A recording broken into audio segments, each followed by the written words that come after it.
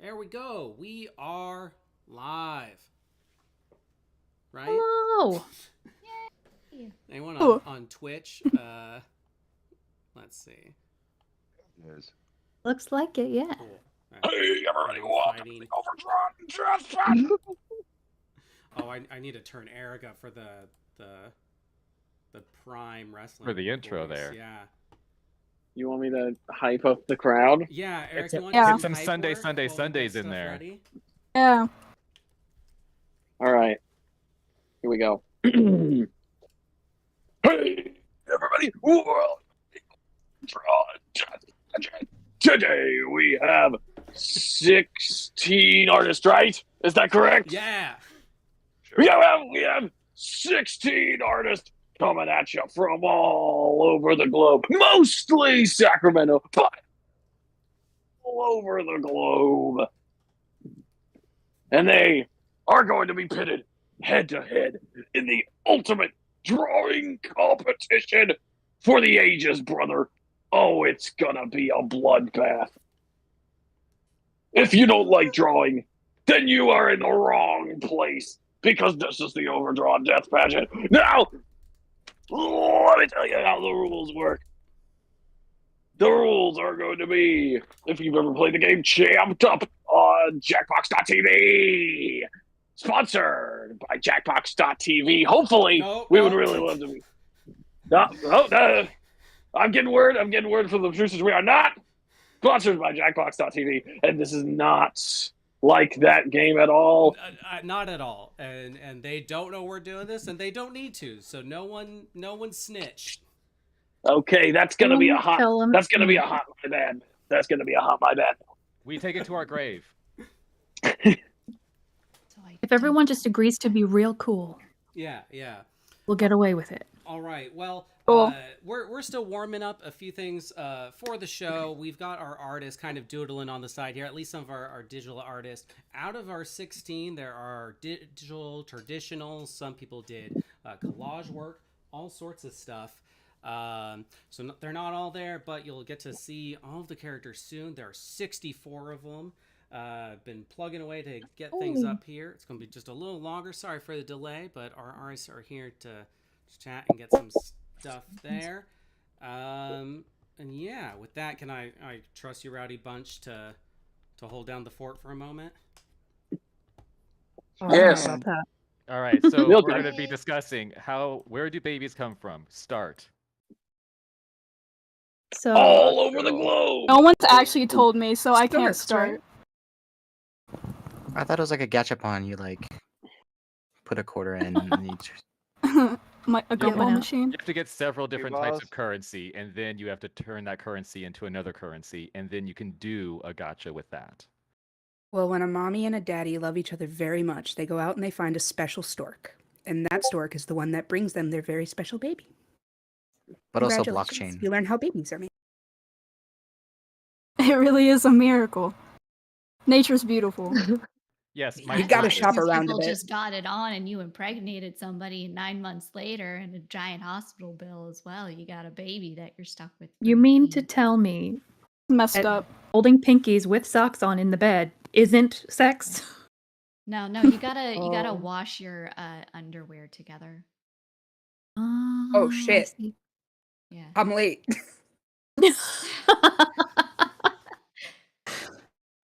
That was perfect. Oh, I think Glimmering Cold's right there. Click woohoo when you're in bed with someone. That Sims Oh. rules, right? Yeah, Sims rules. actually, I think that's it. Can you get pregnant from getting too intimate in VR 3D chat? Not. Interesting. No, because Please- VR 3D please say chat is no. contraceptive. I'm sure What's someone getting believes too that. pregnant? Well, I always wear a condom when I go into VR, so I should be safe. That's good. That's good. Right. You don't want to get Everyone be malware. safe. I'm just gonna refer to it as malware. It's just from that point forward. That that would keep you from impregnating anybody, but it doesn't protect you from becoming pregnant. Uh-oh. Got a point. There's Sonic in the room. My mind did a small flip as I was trying to work out the math of how that works. In Did you VR, wear everything is pants? possible. The ultimate protection. Pants, the ultimate protection. A belt, the ultimate pants protection. I just got this new, okay, real quick. I got this new belt because my old belt, for some reason, of all the things I own, belts get worn out the most, and I don't understand why, because I don't touch it that often. But I did get one that makes click sounds when I tighten it, and I don't know if it's super rad or if it's super not rad. I need some Wait, opinions. like click sounds like when you go into a roller coaster and like Yeah, you have to like get closer and it closer. sounds a lot like that, like when you're going up the hill of a roller coaster. Imagine that you're tightening a belt, and it sounds like you're about to hit the crest of the best roller coaster in the world. Except Yeah, that's pretty cool. That's like an pants awesome on. belt. But the roller coaster is your pants. I don't know. Does it look like a belt, like a seat belt? Like how back in 2008, everybody was obsessed with like the seat belts and all the emo kids would wear them. It has to look like that to be cool. I never had that, and I want one now, and I need to get that along with my belt chain, along with my carpenter pants. I'm bringing it back. I need to is what's become a happening. car. I'll send you mine. You can have the one that I wore when I was a teenager. Wearing the seatbelt belt is the first step to becoming a car. I bought these belts that were made out of conveyor belt material about 10 years ago, and they're still fine. Look at you.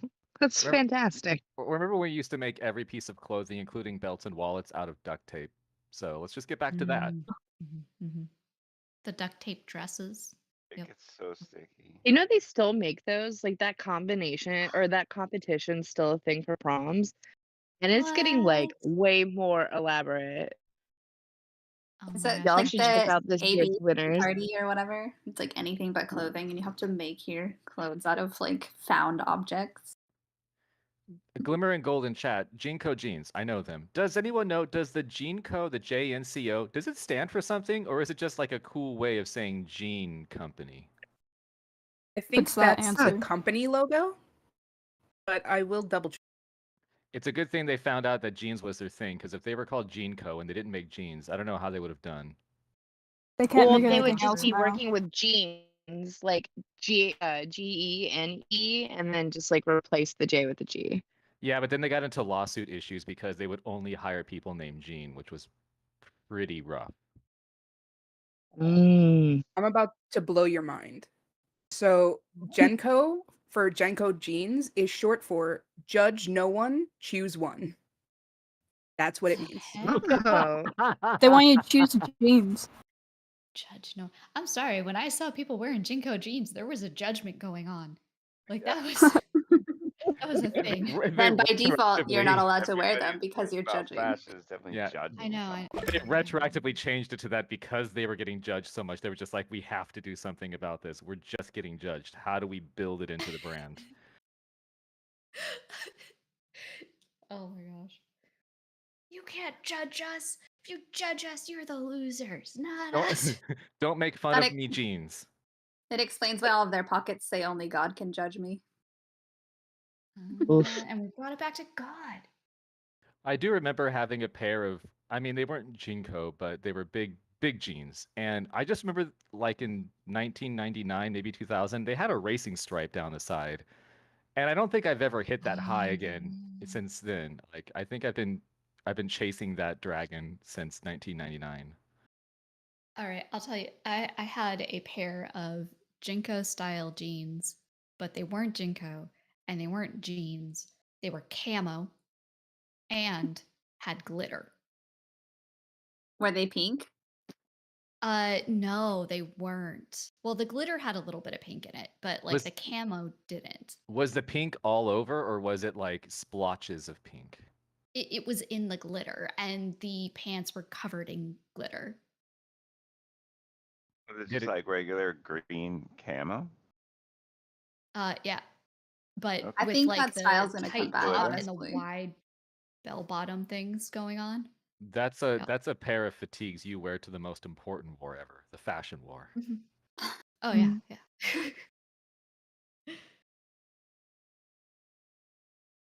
It sounds like something that would be sold at like Delia's.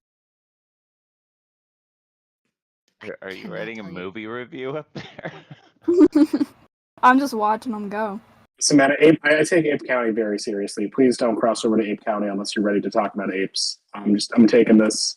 It's totally not like a jerk move to do. It's just like take a portion of the drawing canvas, Or is but it's Ape County. it is Ape County, and in Ape County we follow Ape Law. So if you're not ready for Ape Law, then I suggest getting the. Are we allowed to curse? Are we like? Get cool the here? ape out of here. Yeah, we'll say ape out of here instead of. Okay, cool. Always good to make sure. Yeah, you get the fuck out of here, Ape County, baby. Cool. I have my own Discord server where I deal with artists, and our rule is so long as it's not hate speech, you can kind of say whatever because we do a lot of really dumb bits. Oh yeah, What that's very All good. the shit I want. what Sketchy's We're drawing back to shit in our pants. is so cute. Is that proto jelly? Is that jelly when jelly was a baby? Sure. Awesome. Yes. Ellie, we got to fit this into your lore somehow. Look, I'm way ahead of you. Nope.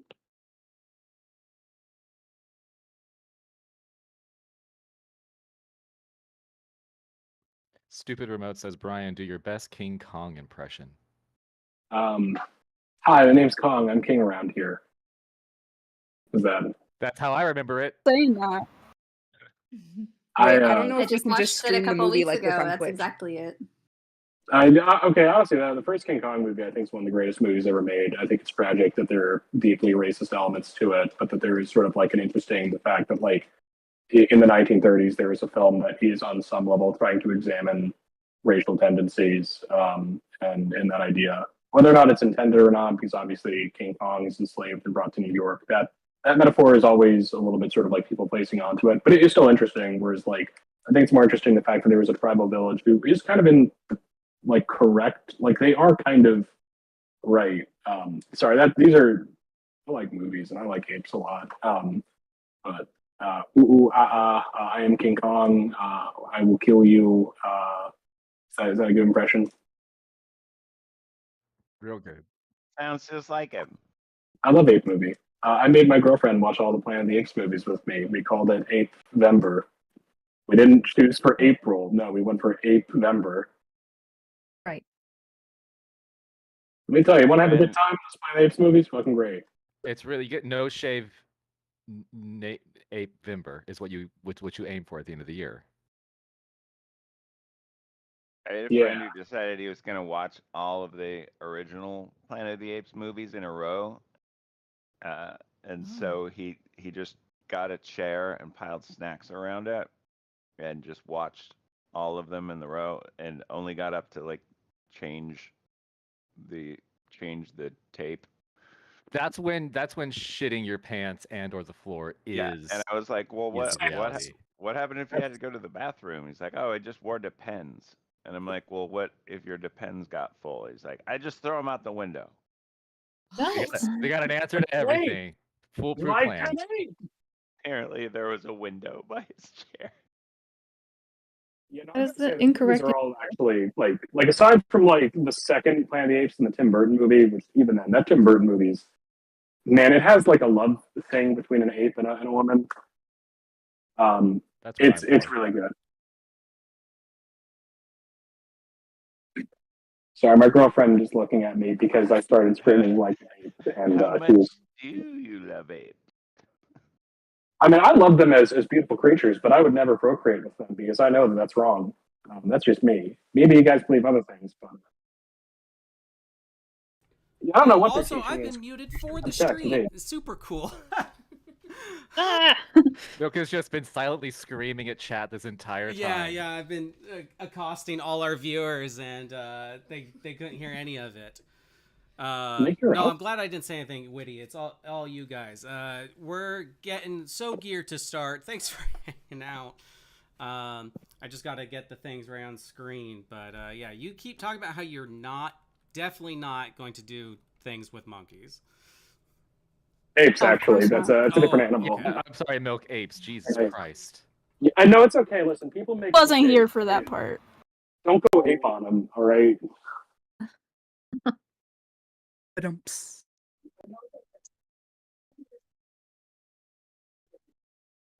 Fun fact: my dog barks at the TV, but he'll especially bark at the TV if there's monkeys on the screen.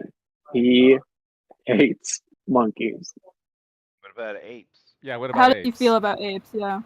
To him, they're the same thing. His review. Oh no. You have a talk. You need to have a You know what talk. they say? You know what they say about like racist dogs and racist dog owners? I think that maybe the same thing applies in situations. Do you also bark at the mailman? Is that a thing that you two share? Come on. I scream at the male woman. There we go. That's kidding. But yeah, my dog's review of the Planet of the Apes movies. Too many monkeys. I mean, I'm very sorry. They're apes. They're not monkeys. I'm gonna be that guy. Listen, I'm a that guy for a lot of shit because I'm an asshole. I'm gonna be that guy anytime someone refers to an ape as a monkey or a monkey as an ape. I believe in respecting those beautiful creatures, even though they freak the hell out of me, and I'm scared to be near an ape. I will gladly defend my life for their life. Wow. Yeah. A noble cause. Yeah. I would gladly have sex with an ape if I could. If it was Helena Bonaccarta. Or is that her name? I don't know.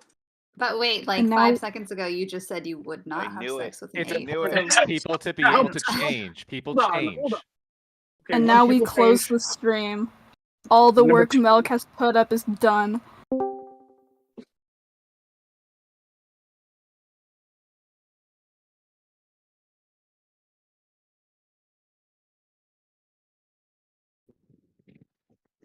This is my Genesis. It just went super silent for some reason. I don't know why. Because we all got kicked out. All I knew was that it got a lot of hubbub about relations with apes, and then it went dead silent. Yeah, well, I think that's usually the natural course of that conversation.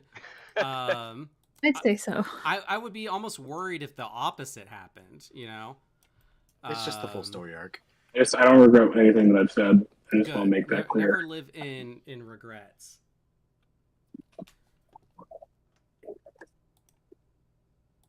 Yeah, I thought my internet like went ultra broken or something, and that's why I didn't hear anything.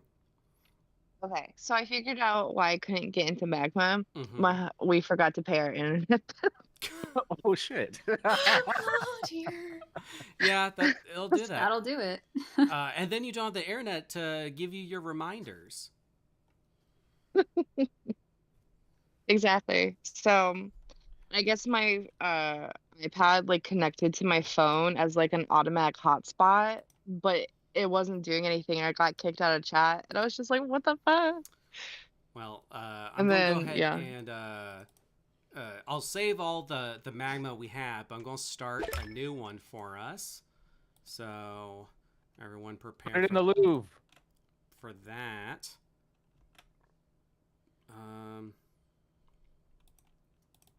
Oh man, I thought My precious it kitten, would be though. easy. Let's see.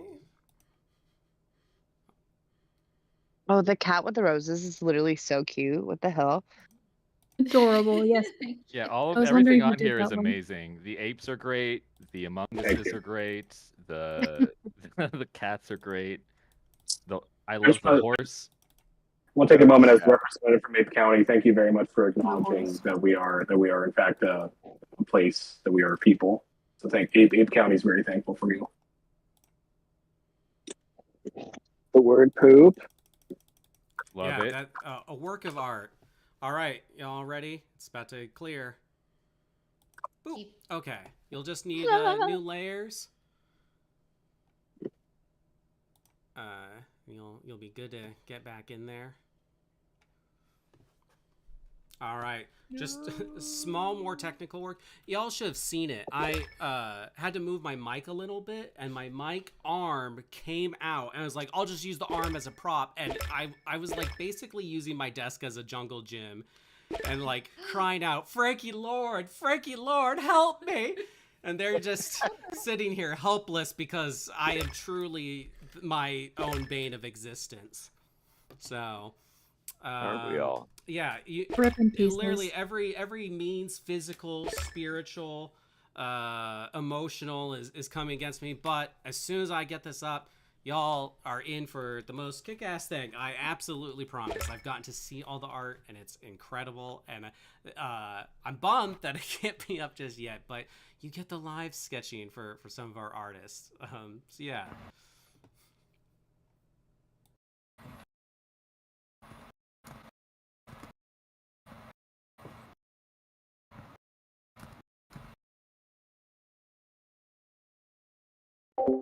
You're good. You got this. You're good. You're good.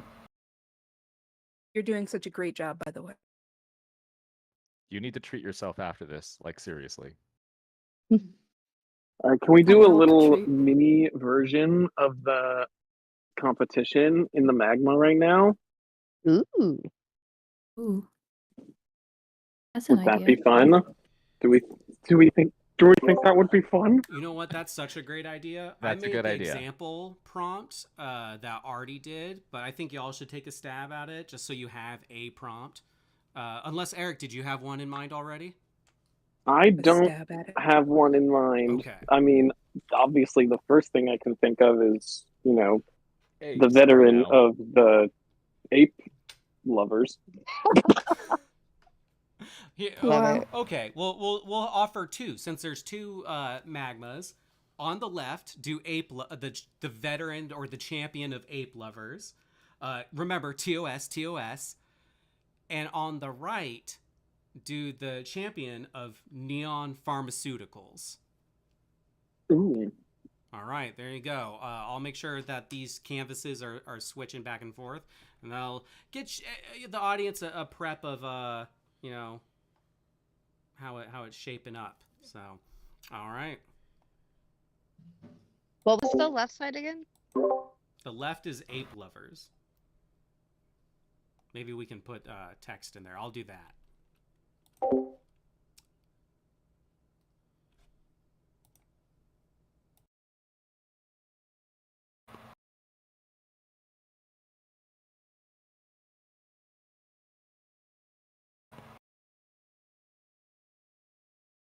I think my only issue would be, how do I neon? Colors. Yeah, but I mean, like, as a human. Okay. Like, So- I wanna bring 110% into this. I wanna glow. Ooh. I would say use the soft brush and do like a color and then a thin white line down the middle of it. Like of not Ooh. the soft brush, but like an ink. Mm-hmm. Oh, that's actually, thank you. A tip that I did not know that I needed, but I am grateful that I have actually. Hi, I'm one of the new artists here today. I'm just learning how to digital, and it's hard. Oh yeah, trust me. I was like, also watch. It just like does not work, and it's like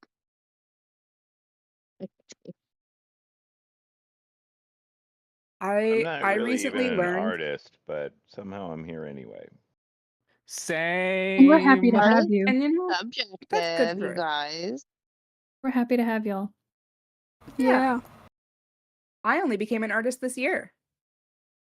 I'm waiting for my Well, certificate in yeah. the mail. I did pay $50 to that person online. My so- certificate is in I'm the also form of an just drawing with iPad. my finger on an iPhone, so Oh, Mm. you know, that works just as well. What are fingers if not the Lord's pen? It's like, God, Amen. God.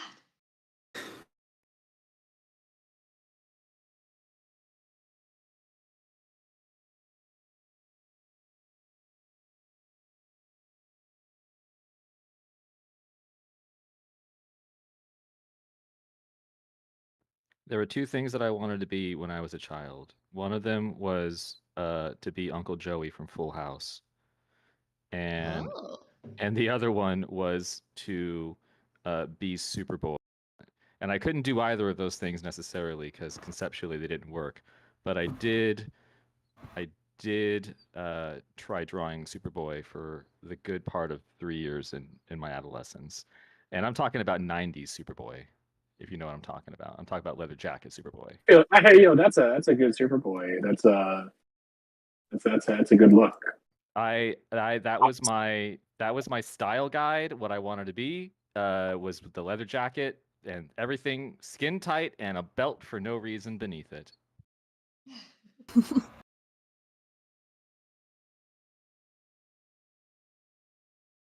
I tried to won't be make a Smash Bros. Superboy pun, Superman. but they all sound just kind of condescending.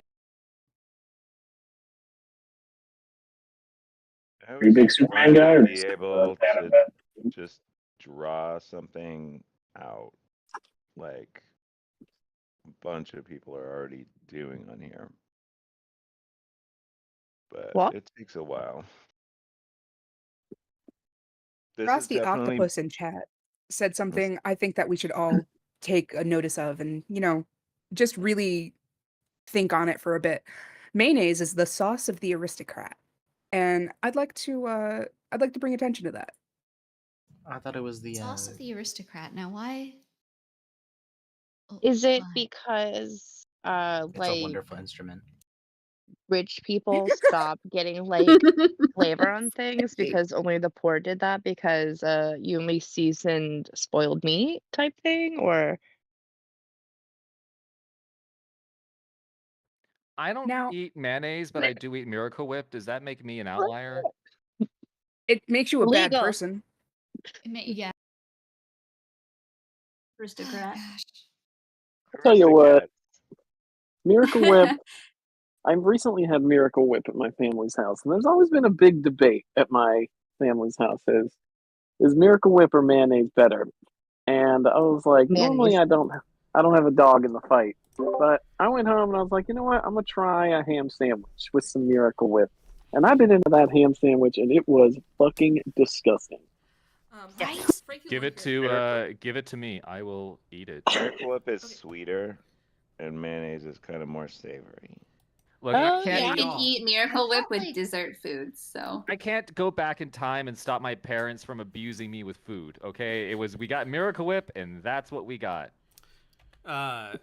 Y'all, It is Frankie the Lord is choice in the finally Midwest. ready to make their presence known. Can you hear them? Yeah, can you guys hear I me? was about to. Yes. Hello. Cool. Have any of you worked at Burger King? Ever? No. No. I have to figure. Like the Burger Hey, Kings- Frankie, Huh? I have. Okay. Why have why too. do they have emergency Miracle Whip? What's the deal with that? It's for me. They do? This I is didn't happening even know at that. multiple Burger Kings where like I have randomly been given Miracle Whip. I never asked for it. No offense to Eric, but I why would worked for Burger King for like 3 days, and then I was done. I didn't I even know work that for they Burger had King. Miracle Whip. Yeah, I worked for Burger King for 2 years, and I promise you, it's always been Kraft mayo. Okay. There was definitely it happened in a couple different places, and it happened more than once that I randomly had Miracle. I don't know who hated you. Yeah. That is the only answer, isn't it? Okay. All right. I'm so sorry that happened to you. It's just like a celebrity regional came in. thing. The mayor's here and he wants his miracle whip. Mr. Mayor, Mr. Mayor. Yeah. I'm disgusting and I get extra mayo on everything, so I don't know. It really Honestly, depends live your on what the food is. I just can't stand when my sandwich is dry, so I ask for extra because ugh. I found out only probably like 6 years ago that I'm allowed to put more than one slice of cheese on my sandwiches. Oh, that's a game changer. I'm glad you can live free now. Who wasn't allowing you? I think it was just like that was the norm when I was a kid, and then I think it took 35 years for it to be like, hey man, put one more slice on there. They're not gonna know. It's cool. Live a little. Yeah, live a little. Put two different cheeses on there. Put a cheddar and a Maz on there, man. Just live. That's pretty cool. I found out I was allergic to shellfish on Christmas Day a few years back because we had lobster for dinner, and also our plumbing was broken, so I was puking up, and I was taking a cold shower. I didn't go into an epileptic shock because that's not what I do. No. But it was kind of maybe the best Christmas I've ever had. You know what's awesome is taking a cold shower when you're covered with your own puke. I think that's maybe the thing that I love most about life more than apes. So yeah. I think you have a lot of traumatizing icebreakers, honestly. No, I think it's actually very nice. Learning and definitely so not much today, traumatizing. that's for sure. I mean, I have. Oh man, I got stuff I could This tell you. makes you appreciate your life more, I guess. Hey, life is great. I love every life that we have together on this planet Earth. You're all beautiful people. Thank you. I appreciate Aw. that. I don't love life, but I'm glad that there's someone out there who can. You ever play Baby Pac-Man? It's a pinball machine that's also Pac-Man. Great. It's actually pretty fun. You played it? It's cool. Mm-hmm. How do they make that? You know? I want to say something about sandwiches. Sorry to take us back, but No, it's Take cool. us back to the sandwiches, I- Jelly. Do it. I went. Jelly sandwich time. Yes, it's so important. I went to a like food truck collection. I don't know, like there's like a parking lot with a bunch of food trucks in it. And this lady was making Reubens. And my mom got a Reuben and my aunt got a Reuben. They're like, you should try this. And I'm like, I'm not a corned beef or sauerkraut or mustard girly, so that's not for me. I took a singular small bite of my mom's because I have a thing about like, I should at least try it once just to make sure I hate it. It was really good. So I bought one for myself to bring home. I ate that thing sitting on my bed in VC with some friends. And they were like, Ellie, are you having your way with this sandwich? And I'm like, I mean, it depends on what way you mean. But in some way, yes, I am. And it's still the most delicious sandwich I've ever eaten in my life. Corned beef is good. Oh wait, I remember you talking about this sandwich for like a week after it happened. Yes, it was that good. Man, It was that good. The food like that. Jelly, you're gonna have to start like a sandwich podcast. Oh my goodness. That's the only sandwich that I have opinions on. Just that one. Please? Not that type of sandwich, Yeah. just that one. Just that singular one. Stupid actually remote in really chat says, I won't passionate eat a about sandwich with a sandwiches. human name. Understandable. My main reaction was, oh my god, why would you eat a sandwich on your bed? Honestly, though, the crumbs. Oh, I wasn't in the bed. I was on the bed. There's a difference. No, The covers were pulled not up. when it comes to There was no crumbs, crumbs. Jelly. Okay. There was no Alright. crumbs in is the a bed. crumb. All right, you know what? The crumbs exfoliate your skin while you're sleeping. What do you want? But I'm Straight to I'm jail. not judging. That's just my own thing. I just like I couldn't imagine me eating in or on or near my bed. Yeah. Not to say that Ellie I makes her haven't, bed, because there was a period in my life where I did, and it was terrible, and I realized it. Mm-hmm. My dad once had a chip witch on a bed, and then my mom was mad at him, and that's a story that he tells now to the day he dies. That was in the 80s. Wow. And now you know the story, so it's generational. And now you guys know the story, so please carry the story on. Let the legend never die. This is how culture Paul- is made and, Paul- and lives on. Yeah. Paul Judge ate a chip Literally, witch. like Karen culture Judge, from moldering please. food in your bed. Let The this- next let strong this prompt legend- should be strong his dad being getting in trouble because he ate chips in the bed. He gets in trouble for a lot of stuff, let me tell you. I wouldn't kick him out of bed for eating chips. You're a better man than Is my that mom. your pickup line? Baby, you can eat chips. Usually works. Do you guys know Blush? Do you guys know that fool? Yeah, Yeah, I I'm know that bummed guy. Blush isn't able to be in VC, but he's in our hearts and in the chat, I believe. I love that Thoughts guy. and He's my prayers. favorite. I once asked him to draw a picture of a guy smoking a beer, and he did it. It was cool. Blush, I love you.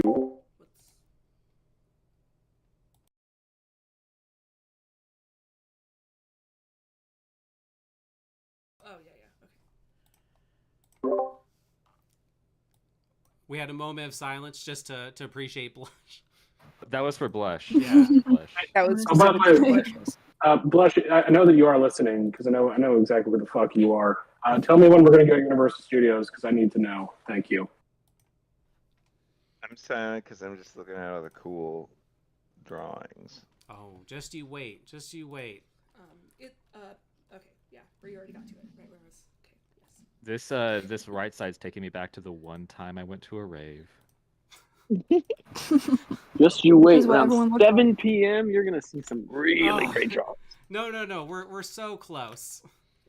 I'm just kidding. Very, very close. Oh. You know, next year's the year when ODP is figured out. The problem is, Yeah, is I just put come to my apartment, homie. Well, okay, so my internet's been going out all week, so that's been a thing. I've been getting pretty sick. Did you pay it? Yeah, you have to pay extra for it to go out, actually. And we Oh. got the premium package, so it goes.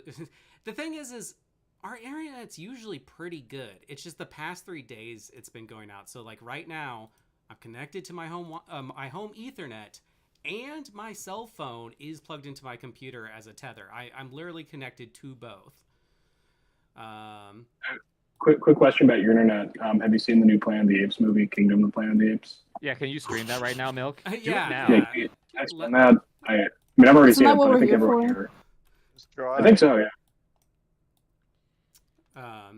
But yeah, so some things went a little awry with tech and health, and then yeah, so I am literally at the last minute doing some of the cropping, but once it's done, oh, we're so ready.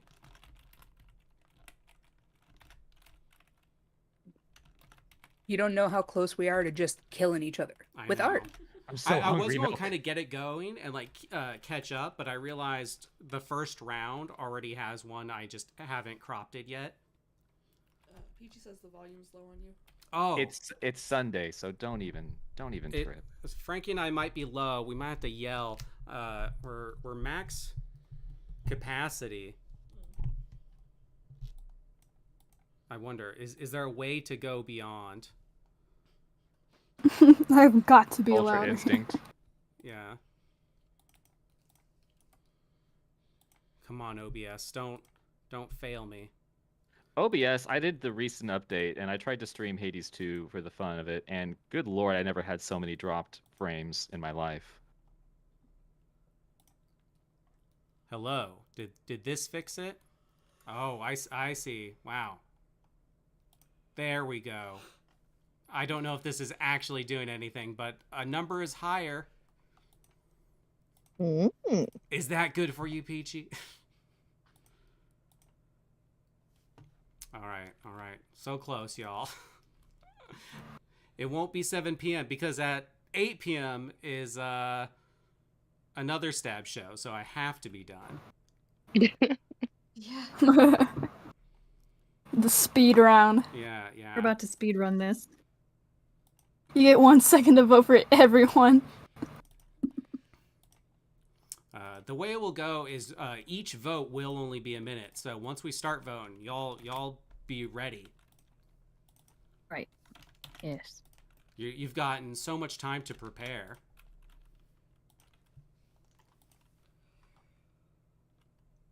Hurry up and copy and paste your 1s and your 2s. Yeah. I want to say thank you to Sierra, who did amazing collages, because they are by far the easiest thing to crop and get ready, which is why I saved them close to last. Besides my weird alphabetical system that I had. So what you're saying is, when we see the collages, we know who they're ours now. Well, I figured because everyone has such unique style, there was no way to hide who's who from a lot of people. So it's more just the mystery of maybe who was the vet or who was the rookie. I can't I wait will to say- see what some of the actual prompts were for the stuff I was a rookie for. Same. I will say, y'all, I did entirely too much overthinking for each and every prompt. Since Artie was last year's winner, I spent a good day with them making a document on what is a good or bad prompt, and then, really going in, fine-tune crafting them, because I had to make 32 prompts, and I wanted them It to is a crazy time. be good.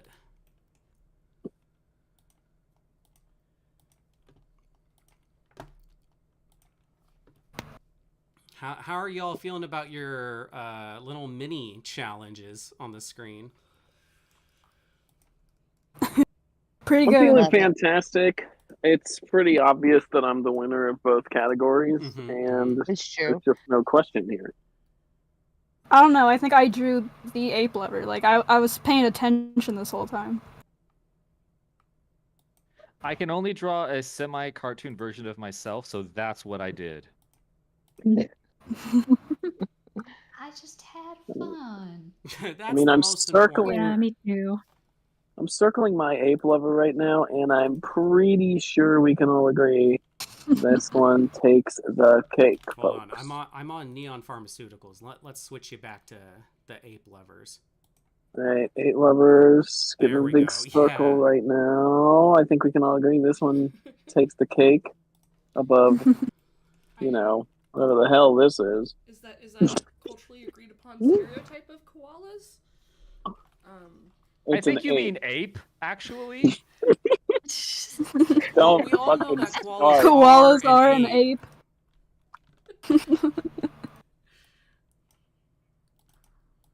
I've never said the word ape so much in my entire goddamn life. Wait, have you never played Honestly. Ape Escape? Who drew the Well, eye you of only Sauron? say it once. That whole game's about escaping the ape, so you don't say the word that often. It's like Well, Beetlejuice. Whoa, okay. You've already spoiled one of them for us now. We can't say it twice. Also, I take back all the praise for Sierra because she gave me a hella fucking long character name.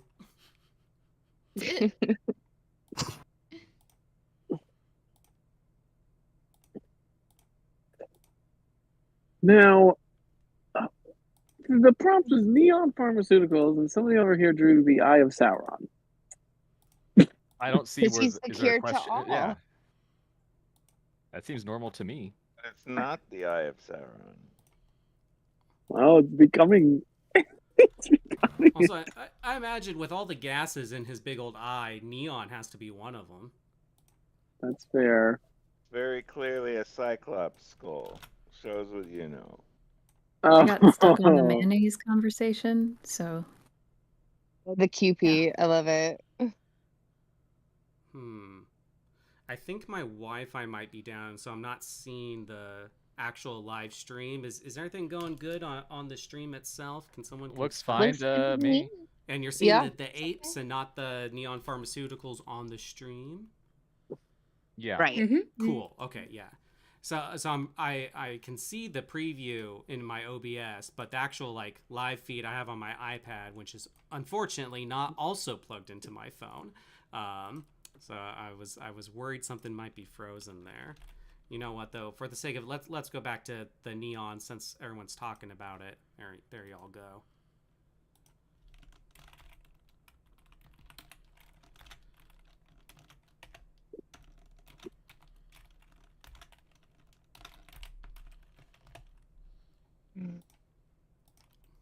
Yeah, I don't see the layers portion, the layers tool anywhere. It's on the far right, and there is a little arrow that you can hide those tools. And then the layers themselves are on the very bottom. Oh, they're hiding. I see. Yeah.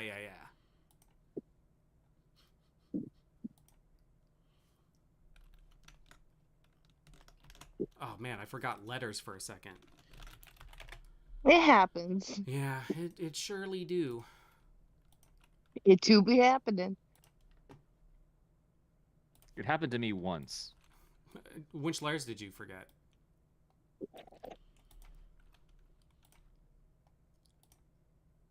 Just too embarrassed. Yeah. Yeah, I don't want to talk about it. It's actually happening again. Please don't bring it up. Of course, he's forgetting the ones he specifically forgot. That makes sense. I don't know how these layers work. I gotta ask, did you all feel any personal growth through this adventure that we had? I did. Yeah, you know that I did. Yeah. Yeah. Yeah, I went over and gave Jeff a real lesson, a real teaching. Like emotional personal growth or like artistically? Because emotionally, no, not at all. But artistically, kind of. I mean, for some of us, they're connected. There was definitely one veteran I got that made me go, man, I'm not being unhinged enough. Yeah. And that's a very, that's a pretty foreign feeling for me. If you've ever seen me on Stab, you know. I go whole hog. I get pretty buck wild. And then I saw this and I was like, what? I won't spoil anything. Maybe I'll talk about it at the end of the stream. But I know who did it. And congratulations. You helped push me creatively. And I appreciate it. I'm literally looking at it right now. Like, the one you're talking about, Eric, is on my screen. All right. The way you said, I know who did it, sounded, I know for a fact it's not my artwork, but I did feel my body tense up like, oh! I know who did Right. it.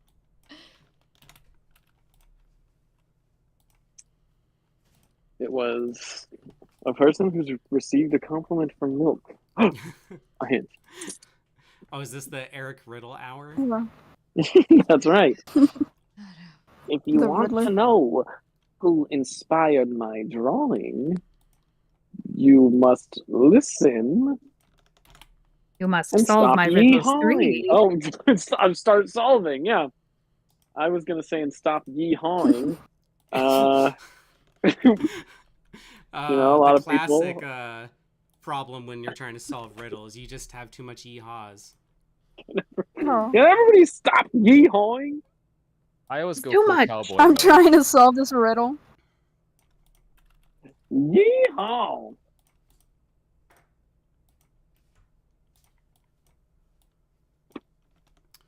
How's the chat doing? Are they like gearing pitchforks yet or anything? They're doing Huh? okay. Yeah. All right, chat's still Let's alive. see. Let me read some of these comments here. Milk is the worst human being I've ever met. Truly an absolute garbage sack of a person. It's true. Man, I that's really agreed. mean. Wait, but we don't know which Milk they're talking about. Yeah. Also, I would argue they didn't call me garbage. They called me garbage sack, which like the sack that holds garbage is a pretty necessary part of society. That's a Like lot of if we didn't utility. have garbage It's sacks, kind of a step up. yeah. Yeah. Imagine where Very we'd be without reliable. those sacks. Yeah. It's kind of like when people call like people like a pussy as an insult. And you're like, oh, I'm just really strong, very elastic, beautiful, wonderful. Yeah, Thanks. well, I looked Not at me. the etymology Life-giving. of this, and it is pussy as in cat-like. Yeah. Which also a compliment. Oh, I'm very spry. Why, thank you. I'm curious and I love life. I am completely ungovernable. Yes. Yeah. You. Also, Frankie, You want to you pet got, my tummy, but you have a fear? you're gonna have to cuddle up to me, Frankie Lord, or yell. Okay. Okay. I didn't realize just how weak my little mic is. Little guy. Don't talk bad about your mic that way. It's fine. He's just a little guy. He's just got some performance anxiety. It's fine. Yeah. He's just a simple boy. Sorry, I can't get my sound up. I think they make pills Happens for to that. everybody. I just turned 40 and yeah, I couldn't my gain was awful. Oh man, I hate when your gain is awful. Y'all, the pen tool in Adobe Illustrator sure is a little bit of an asshole. I'm noticing. Well, could you give the people at home a little update as to what's going on? Yeah, I'm so sorry. So there was just a numerous amount of different kind of problems that have gone over the last 48 hours, I'd say. First of all, the economy. Big Yeah, one. yeah. But like, last year I just didn't plan time well enough. This year I did, and there was no way I could have planned for everything that went wrong. So I'm behind. So I'm just cropping out the last pieces before we really get into it. And so we're hanging out. Some people are doodling. I just hid those doodles on accident. Now, fortunately, Milk did learn from last year and bring on a co-host to Yes, help. yeah. However, Well, last year I did have a co-host. She was super valuable for keeping the conversation going. She started all that. But this year I planned a little ahead and got Frankie Lord to be here in the meat space to take responsibilities, because as valuable as Pasta was as keeping the show going, I couldn't delegate anything. So, yeah. Yeah, and fortunately, you warned me more than an hour. But oh wait, no, you didn't. No, Oh, I so didn't? There's no way for me to come sooner and help because I didn't know things were Behind. Yeah. You know what? There were so many times where I was like, okay, I still have enough time. I can get this in the last minute, and then something else would happen. I was like, oh, cool. But that's how art goes. Glimmer and Gold in chat is saying, for those of us new to Stab TV, could we get an intro for all the folks talking? Oh man, I guess should I do that? Or is that coming? You know, when things are ready to rip. You know. You can say that- Yeah. When things are ready to rip, you'll know what Stab is. You'll know what Overdrawn Death Pageant is. You will know what art is. You will feel love in your heart. You will. Let me know if you want Hulk Hogan to come in here and give anybody some intros. Yeah. Actually, we really should use this time to say who each player is. So, as you see, there's a bunch of people on the bottom.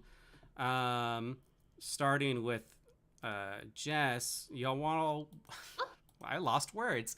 Want to introduce yourselves? Oh, sure. So I go first.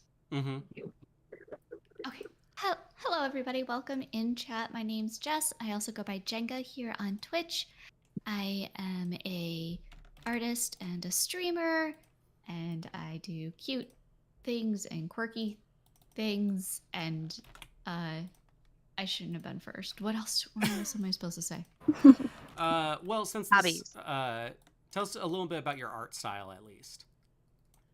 Oh, okay. So, recently I've been experimenting more and more with the monoline style of inking in digital art. And I really like that. I really enjoy it, and doing base cell shading. But I also do a lot of traditional work, particularly in ink and ink wash. Um, I'm inspired by a lot of old timey kind of graphic designers, but then also things like Adventure Time and Steven Universe and Bee and Puppy Cat, things like that. Yeah. Kalissa, Horribly you want to wholesome. go? Plus, I have no formal art training. I just do a lot in meetings with a Sharpie S Gel 0.7 fine That's a point good pen. It's a great pen. I love it. I've killed so many of them.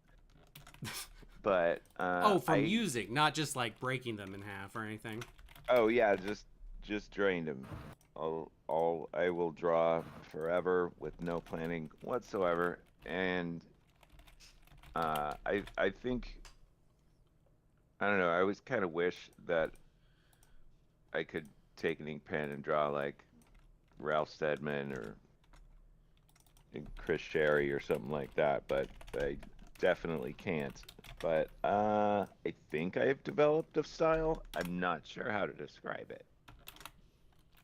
Yeah, I'd say you definitely have a style, and so close to seeing that. Blush isn't here in VC, so. Sorry. Blush actually told me that I could do theirs. Oh, good. I was going to ask. Yeah, Brian, you want to take over for Blush? So, yeah, let me tell you a few things about Blush. Number one, they're really nice. Number two, man, they are such a fucking good artist. Number three, me and Blush are going to go to Universal Studios. We're trying to figure out what dates we're going to go. But if we do go, I mean, I don't want to go on the Mummy Returns ride, but he said that he would go with me. And Blush is really nice and really cool. I think they just adopted a cat, and they want to tell everyone that they like cats, and that they do like a watercolor thing. And I pay them money, and sometimes they draw shit for me. I think that they drew a picture of like a guy, like through an Arby's checkout, and they didn't have enough money to buy Arby's, and then it's just them crying in their car. That's Blush. Yeah, that's Blush. Yep. Pond water. That sounds like goblins and stuff. Blush also doesn't believe the 9/11 happened. He wanted me to tell you guys that. I don't know. Yeah, that's which honestly, for me, that's really offensive because my dad was supposed to be in the towers, but he just wanted me to tell you that, and it'd be really, I mean, not fair for me not to say that. That's also true, by the way. It's not a lie. My dad really was supposed to be in the towers, and also Blush also doesn't know what happened. Yeah. Yeah, my dad was supposed to know about the towers. What does that mean? Nothing. Anyway, Brian, introduce yourself. Oh fuck! Oh shit! Hi, I'm like kind of like the dumbest guy. You know, I do stupid shit all the time. I make comics, and I don't know, man. I once like jerked off in the bathroom. That's all I got. Oh, I'm on Instagram. That's it. I actually got a bit of your art style. my art style? Shit, man. Fuck. I don't know, man. You like Evan Dorkin? I like Evan Dorkin. You like Ninja Turtles? I like Ninja Turtles. I gotta drop my girlfriend's car off at Auto Park Honda. Is it cool if I come back in like, I don't know, 30 minutes to answer that question? Yeah. Okay, cool. You guys are nice. Eric, you want to do the favor of introducing Sierra, since I believe Sierra isn't here. I didn't see her sneak in. Did you? No. Okay. I mean, I know nothing of. Oh, well, no. I know something about their art style. Oh, right. Where's Sierra from? Sierra is Sacramento. Okay. A stab comedy regular. What's going on, Hulkamaniacs? Next, coming up to your screen is Sierra Milk. What's their last name? Don't worry about it. Okay, Okay. I won't. Sierra is a Sacramento-based artist, and they do a bunch of really wild collages. That's their art style. It's really cool. I may or may not have seen one already, and it's gonna be wild. So you better buckle up. You better prepare yourself, because when Sierra's art comes on this screen, oh, you're gonna shit your pants as much as you can shit your pants. Your pants are gonna be all full of shit when you see these collages by Sierra. Yeah, I would say that's definitely the exact energy she's brought with her collage art. Yeah. Thank you, Eric. Jelly, you wanna say hi and talk about yourself? Hi, I'm Jelly. Is that enough? No. Okay. I draw digitally now for a couple years, and I like it, and sometimes I think it looks real good. I right now have like a pretty like solid line style, and I'm really like trying to get to a less cel shady graphic style and more of like a painterly sort of lineless or minimal line style. That's like the goal. That's what I'd like to draw like. That would be neat. But yeah, pretty ladies. That's about all I've got in the chamber, you know? Pretty ladies. Just Jill, you do a drawing stream, don't you? Oh, right. Hey, look at that. You know, that's so crazy that you say that. So there are some times and actually, you know what? Milk, I think you're part of that too, right? I don't know. I think I've seen you I around think there. there's one other person in there too. Who's that? Artie, right? Yeah. I think I've heard of this person. I didn't know that. We were recording Yeah, we all these do. times? I didn't know. Yeah. I already thought it was just private phone calls between friends. Yeah. Also, So we do I've sketchy been friends. so many things on there. We do sketchy friends a couple times a month. And we do that right here. We do sketchy friends. Yeah. On Thursday evenings. Second and fourth Thursdays typically. The three of us sketch stuff, not as formulaic as this. It's all just sketchy. Take a look at this Bialy. Take a look at this Bialy. Also, I'm going to just merge all our layers here really quick and get us a new. Take a look at this Bialy. Oh. Guess a new. I'm so sorry. I didn't realize I was not on mute. Oh, you're fine. Also, I just reset the magma for y'all. If you want that, Thanks. at least I thought I did. How do I get rid of this text? We have I a can't question get rid in of the- chat from Cereal Demon saying, "What's y'all's favorite cereal?" Classic cereal demon question. Ooh. Yeah. Mm-hmm. I'm gonna go with, I don't know if anyone else gets, it's just called O's. It's got an OH and an apostrophe and an S. Oops, all O's. It's just, no, it's not even oops. It's just O's. It's just O's, and it's usually one of those smaller boxes. But imagine imagine a Cheerio, and they just jam pack the middle of it with the best parts of like honey bunches of oats. The parts of honey bunches of oats that you like. Just you just jam it in the middle of a Cheerio. Wow. We got a lot of fans of O's in the chat. That sounds amazing. All my O heads, fucking give me some F's in the chat. Well, it's funny that you say like O's because my favorite cereal is the Oreo O's cereal. So I don't know, just sounds better. Yeah, those are pretty good. O's.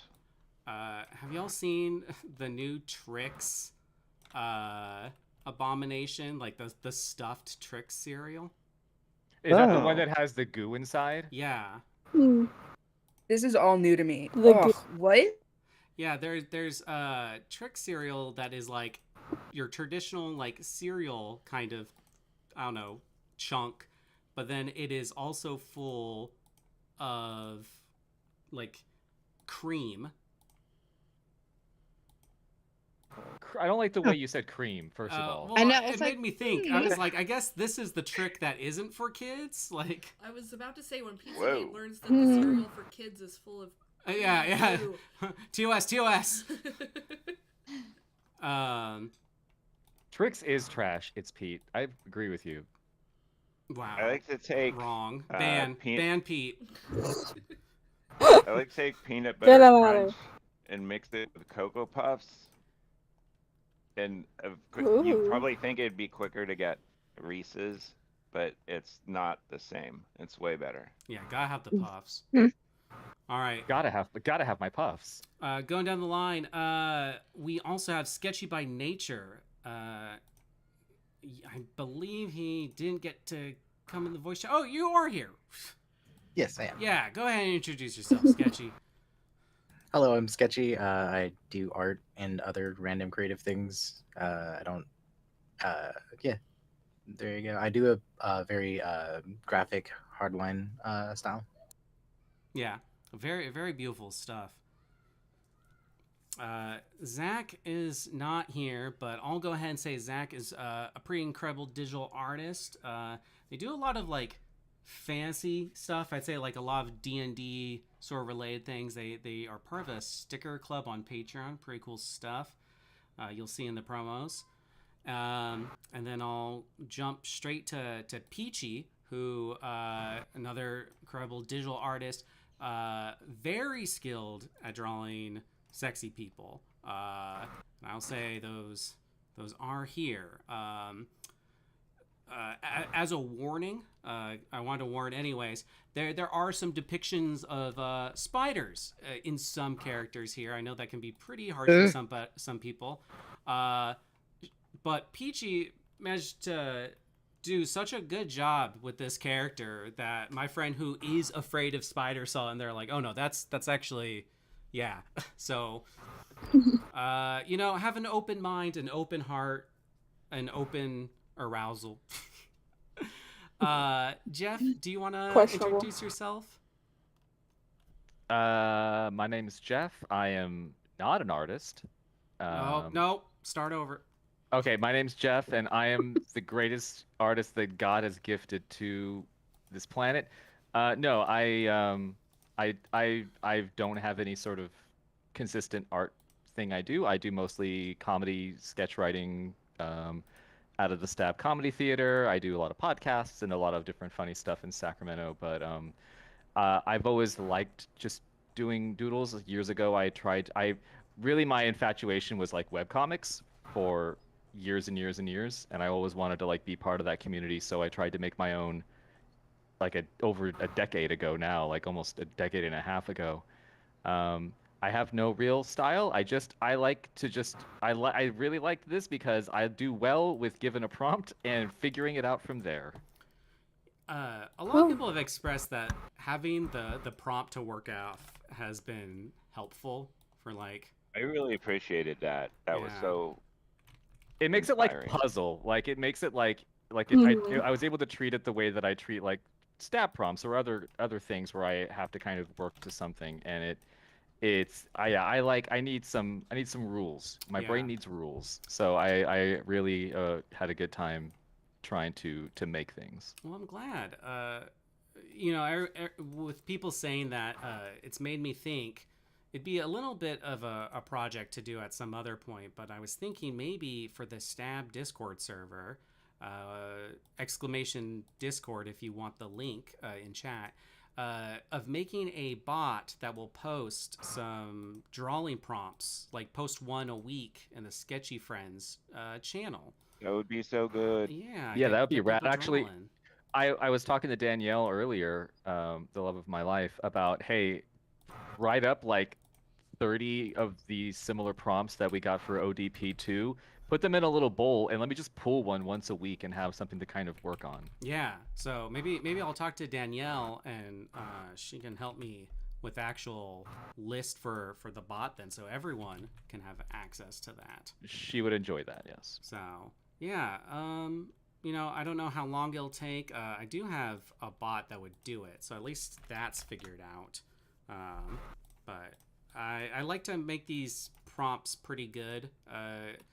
Like, I try really hard to make sure the prompt has something open-ended enough that I'm not telling you what to draw, but it also boxes you in enough that you can't just do something you were already going to draw or think about, you know?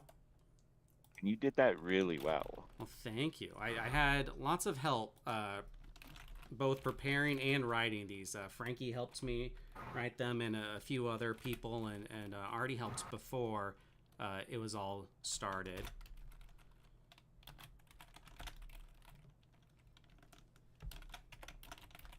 Yeah.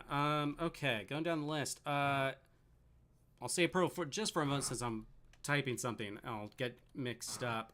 Skylar, you want to introduce yourself? Hi. Okay, so my name is Skylar. I do a bunch of different type of art because I've like ADHD and autism, and my special interest is different types of art apparently. Like right now I'm into digitizing to make patches and stuff because I impulsively bought an embroidery machine. I tend to draw in a more like anime, kind of like American blend. And I have a anime podcast with my partner because I like really love anime. What is it called? Kawaii Disappointment. So instead of Kawaii Desu, it's a Desu appointment. That sounds amazing. It is. I'm a big fan of it personally. Milk has been on some episodes too, so it was really fun. Yeah, I was a fan before going on though. That's not the only reason I hype it up, you know. Yeah, I think that's it for me right now. Cool. Boop, boop, boop. Frankie Stein, you want to tell the world who you are? Yes, hello. My name is Frankie Stein. You can find me a couple different places. Preferably right now, I do Twitch streaming. I am a PNG tuber of a Frankie Stein monster. I'm not like that other guy who has like the bolts in his neck. He sucks. I'm cool. Check me out. You can find me here on Twitch at Fwanky. That's Fwanky with a W because I'm adorable at Fwanky419 here on Twitch. I stream Persona on Mondays and some random games on Fridays, and sometimes we read Homestuck because I'm bringing it back. I'm very new to art. Like I said earlier, I started just this year, so a lot of my stuff is kind of you can tell it's very new. I'm really proud of all the stuff that I have done though, because I can see myself growing every time Milk gave me a prompt, I could see like new and fun ways to draw, and it was just very fun to grow my art. So I don't really have a style right now, but I'm learning. Yeah, I think you're killing it. Style is just how people simplify things, and you know, I recognize something already in yours. But, you know, it's fluctuating because you keep figuring out new things. But I can see where it's headed, and so will everyone else. Here we go. You guys ready for some energy? Eric. Be funny if Eric just went super low key now. Or potentially gone. Eric Parker. Hi, everybody. My name is Eric James Barger, and this is nuts. Now I'm gonna talk because what's going on? It's to meet the man who is about to win this whole thing. That's right. I'm coming in. I'm the only one talking trash. Nobody is matching it at all, which makes me feel kind of weird, but I don't care. I'm having fun anyway. My name is Eric James Barger, the first. I am obviously known as a visual artist because of all the little paper puppets that I do every time I perform on Stab Comedy, which you can catch me on every few months. And I also make string art, which is probably the actual thing that Milk made me say, like, oh, he's a visual artist. And if you want to find my string art, you can find my Instagram at It Electric. Not It's Electric. It's at It Electric. And I got to switch out of Hulk mode for just a second because I never got a chance to say this before. But we were talking about cereals before, and I don't know what y'all are thinking, talking about O's, talking about Oreo O's, talking about all this other shit. There's one correct answer to what's your favorite cereal, and the answer is CTC, Cinnamon Toast Crunch, the taste you can see. It's the #1 cereal. If you don't think so, we're not friends. So that's a little bit about me. And I live in LA, so I'm out here in LA, cleaning up my room and getting ready to kick some major Hulk butt. So you better watch out. Bree.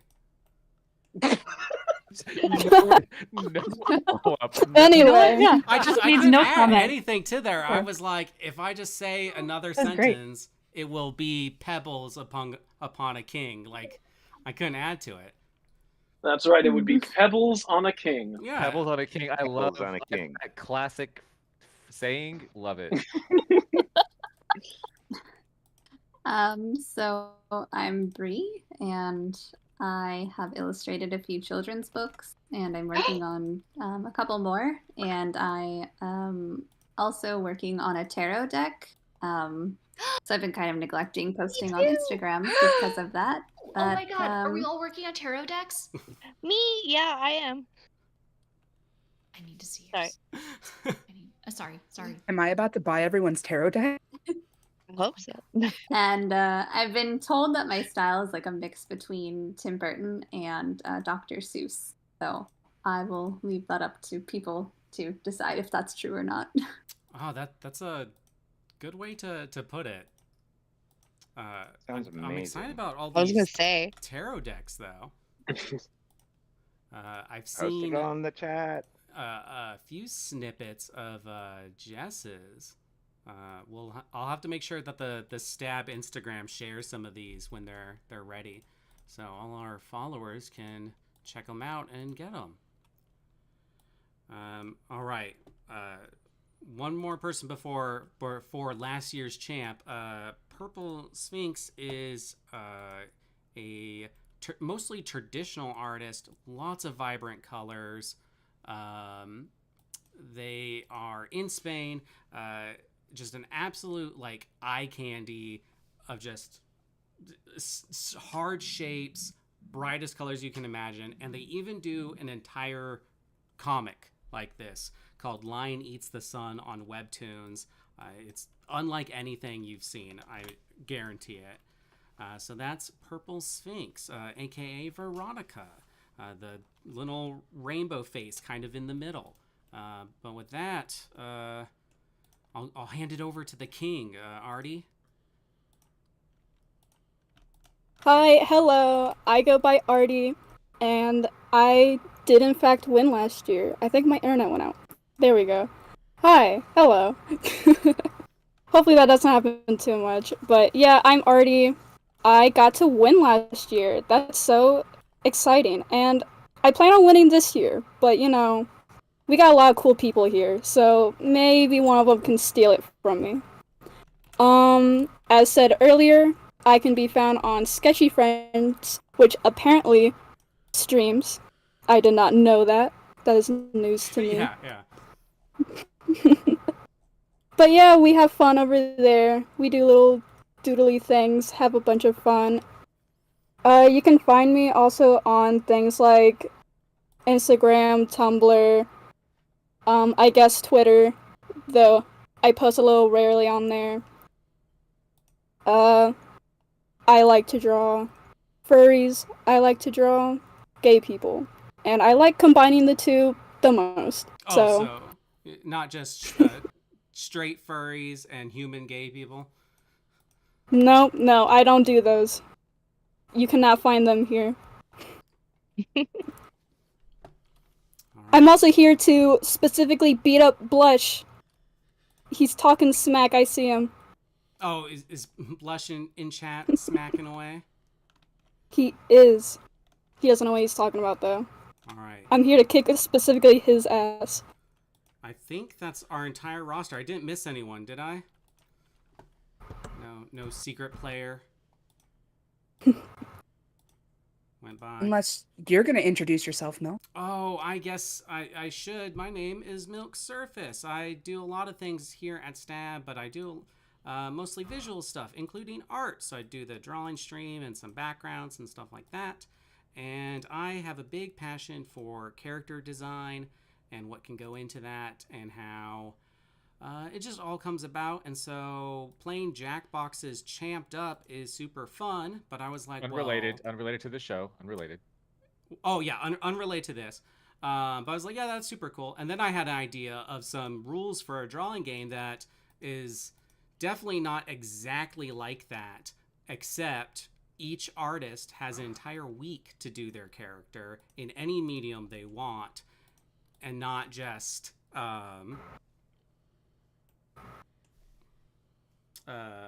2 minutes of a shitty little phone app. So yeah, that's how this all started about, and I just wrestled in as many people as I could get. Some people close friends, others I've barely talked to, and became friends. Actually, that's how Artie and I met. Is Blush roped them into this, and then now Artie is the champion on Sketchy Friends. So maybe we can get more Sketchy Friend hosts out of this. It's my long game plan to gather as many hosts as I can.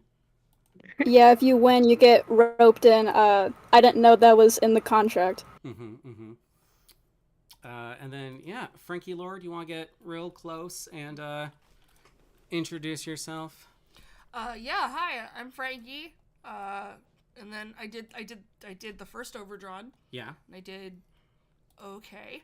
I've been doing stuff at Stab since Stab became a thing, and I like long walks on the beach, and yeah, that's everything I can think about myself. Yeah. I would say that is you.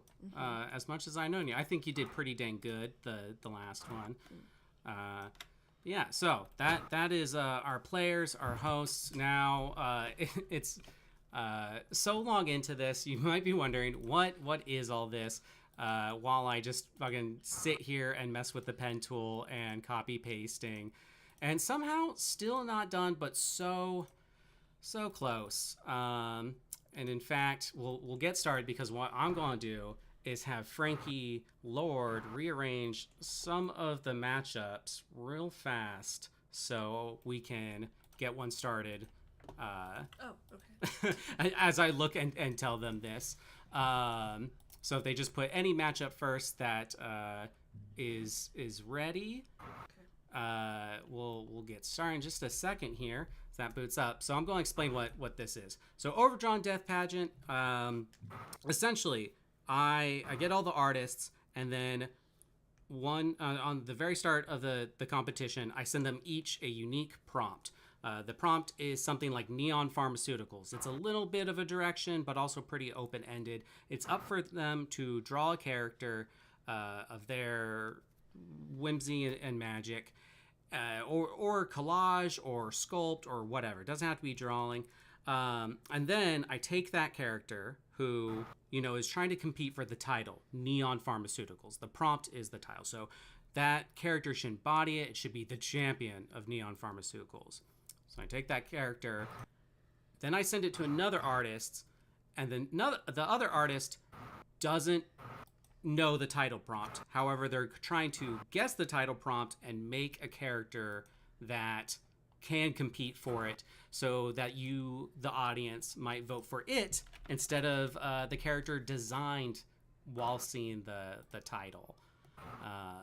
So it's a little semi like telephone, I guess. A design based off a prompt, trying to get to the prompt. It's kind of convoluted. It's been real hard to explain to players. I think most people have got it by now, maybe, right? I think everyone now that did play knows how this works, right? Hopefully. It's happening right now. Yeah, is it finally clicking for anybody? Is you're like, oh, that's Now what at I've the been end, doing? I finally understand. Honestly, it wasn't until I got to the underdog one or whatever where I was like, oh, okay, I finally understand how this game is played. Yeah. That's how it be. Sometimes these like little misunderstandings though lead to some cool stuff. Last year, so I like have a dedicated like list of colors for the backgrounds for the characters for the stream. Last year, someone didn't understand that I was saying they're just the background colors. So their first character they made with only those colors, and then they decided to keep it up. That's what I thought happened. I had to literally message you and be like, are these the colors I could use, or could I use more? Yeah. They didn't. They just went with it, and then they figured it out second round. But they're like, "I'm going to stick with the color palette." So that was Baby Dan, and it turned out pretty cool, I'd say. It was pretty cool. Yeah, and so well, wait. There's one character that uses the colors, and I was curious about that, if it was the same or just whimsy there. But yeah, so I just have to check one thing. So I'm going to get off mic just for a second, just to make sure everything's good. So I don't have to be essentially on stage while I see if there's any fires going.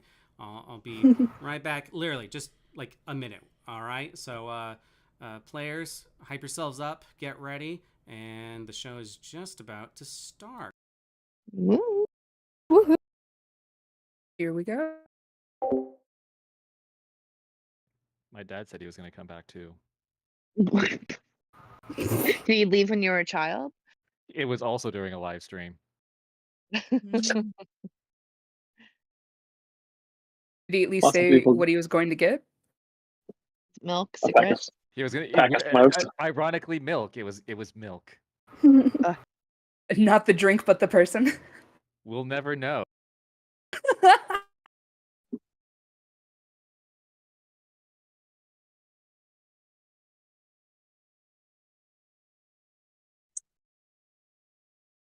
I truly See. thought someone was going to take the opportunity and be like, son? You were that person, apparently. I was. I You're didn't want the to admit dad. to be that person, but I wanted it to happen real bad, so I took it in a third person sort of way.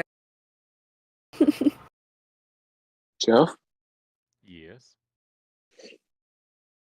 I have something to tell you.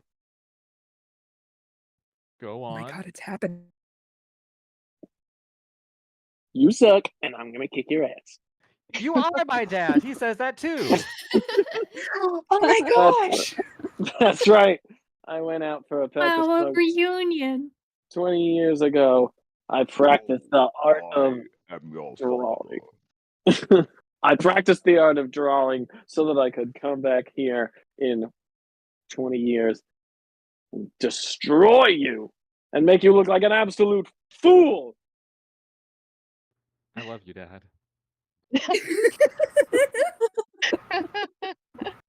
All I say. Jeff, Mm. you know what? I'm gonna destroy you, but you know what else? Your small potatoes. Artie, I'm coming for that crown. What the hell? Probably from my cold dead hands. Eric coming in with the steel chair. My weakness. He quickly draws a steel chair. All of us on the side. Are you winning, son? Artie, Are you winning, may- Dad? Are you winning, Artie, Dad? you may have art in your name, but today, you're gonna be called Farty. Oh God. No one's ever No. called me that before. I don't believe you. This relationship is built on lies. Anyway, I'm not Jeff's dad. I'm not Jeff's son. We're still looking for him. Look, my dad moved to Thailand earlier this year, so who the fuck knows? Oh God. Well, dads love ties. I'm so upset.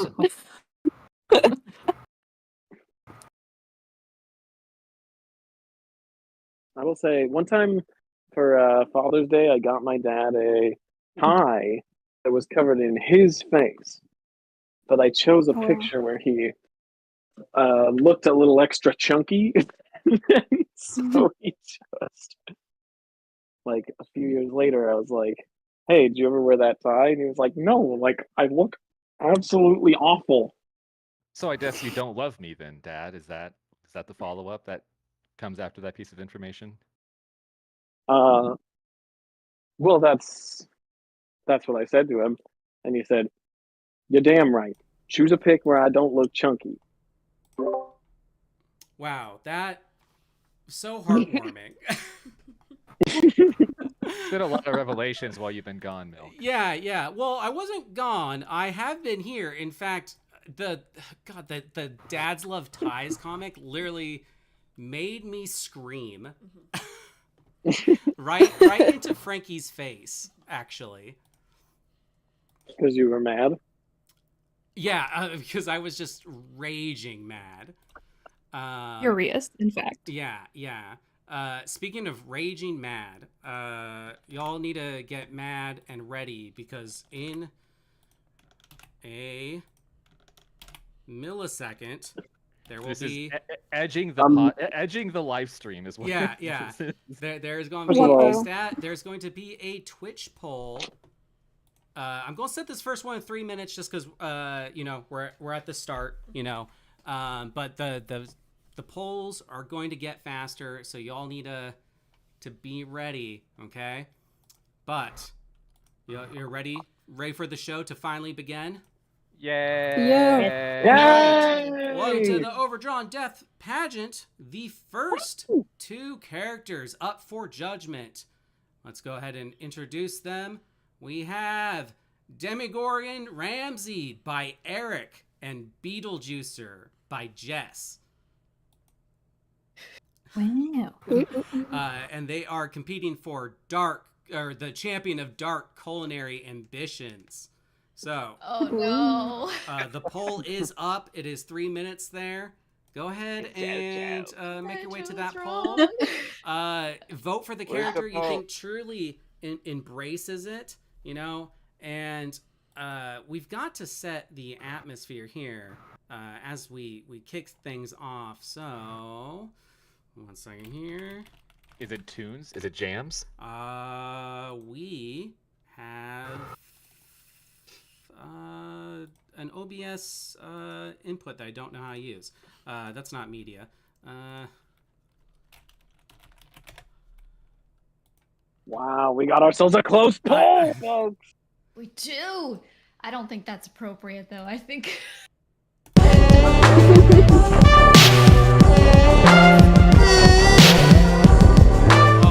That was entirely too loud.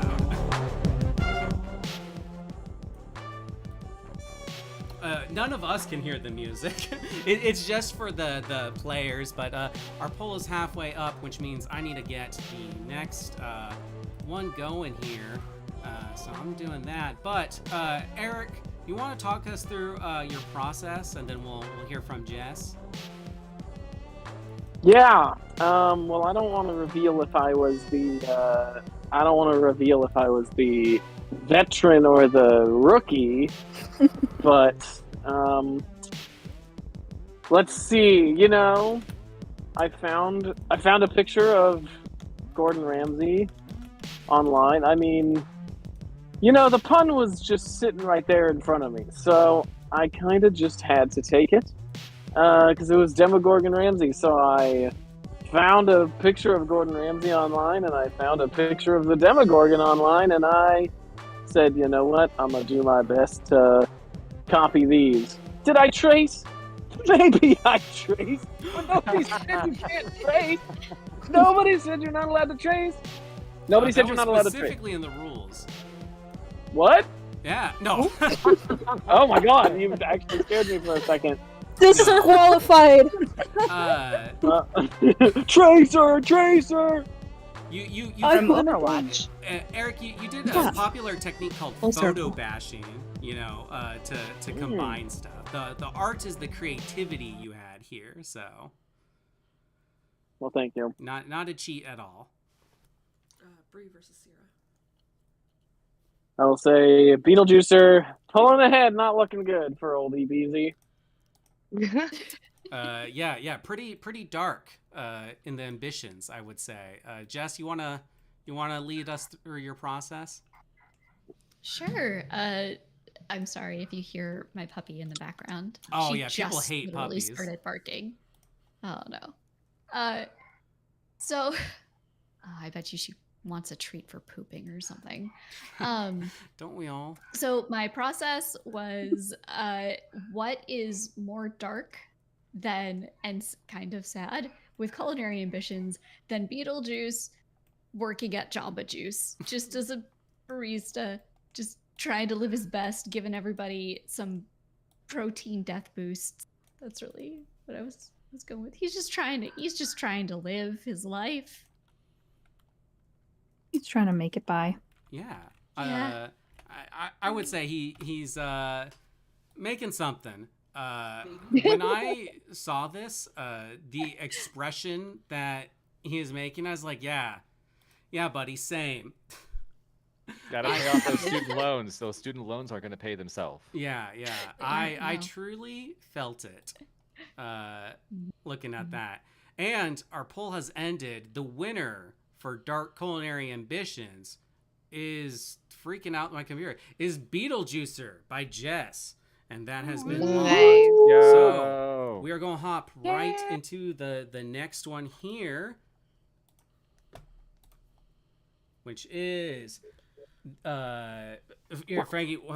Here's the system. You want to name the title? Yeah, sure. So our next round, we will be competing for the champion of Troubled Sea Life. Yeah, with Salmon Saltwater by Bree and Swashbuckling Saul by Sierra. Let me just go ahead and get this poll here ready. But I think it's kind of good to get it up first, and then the poll will come shortly because you get to really. What's you gotta the word? soak it in Not a little fumigate. bit. Yeah, soak. Yeah, we really want you to start soaking. This should be a soaking stream, is what I'm saying. Remember, no friction. Yeah, no friction. Bree, you want to talk about your character a bit here? Oh. I just was trying to think of what kind of thing would live a troubled sea life, and to me that was a pirate, and so I tried to create a character who looked a little rough around the edges, but was, I guess, still cute. Oh, I like her. I think she's had a troubled sea life. We'll never really know what she went through, though. Yeah, I think you nailed the troubled life there. And I don't think we have to keep it a secret who had the prompt and who didn't. As long as you voters vote honest, you know. We care about vote integrity here at Stab. But when I made this prompt, I try to like think of an idea myself just so I can make sure it's like, not too insane and is able to conform a thought and isn't just nonsense like most of my thoughts are. And I, of course, thought of like sea life, like, animals. And when you showed me that, I was like, oh, of course. That's troubled sea life. My brain didn't even like think of animals at all. It's like, oh, it's a pirate for sure. Yeah, and that's something we'll probably see a lot here as people get the reveal of what each prompt is and everything. Is that we all think of this stuff like so differently that it makes it hard to like guess what the original idea was because you just go into it completely different. But yeah, our poll's halfway through. Again, that's at the top of the Twitch chat. If you happen to be on Facebook or somewhere else like that, you're wrong. Get over to Twitch. This one is neck and neck. I do want to point out, I didn't fully understand what you said earlier by collages, but now that I see it, it's a beautiful piece of art and it's actually a masterpiece. I love it. Yeah. I get it now. I hope Sierra will sell these to the theater. That would be great. Yeah. The thing is, Sierra actually was a really late ad. I was on. It was when we were on the show, I think. Right? Yeah. I was on the Stab Show with Jeff, and Jesse was like, "Oh, Sierra, you're an artist, right?" I was like, "How come I didn't know this before?" And I've never seen any of Sierra's art. And like then and there we're like, yeah, let's get you on. And so when I got not this but a different one as the first collage, I was like, oh, okay, I was not expecting that, but very, very rad. And anyone who had to compete against Sierra definitely was thrown off for a second, trying to figure out like or just get their bearings. Y'all, yes. I'm so dyslexic right now.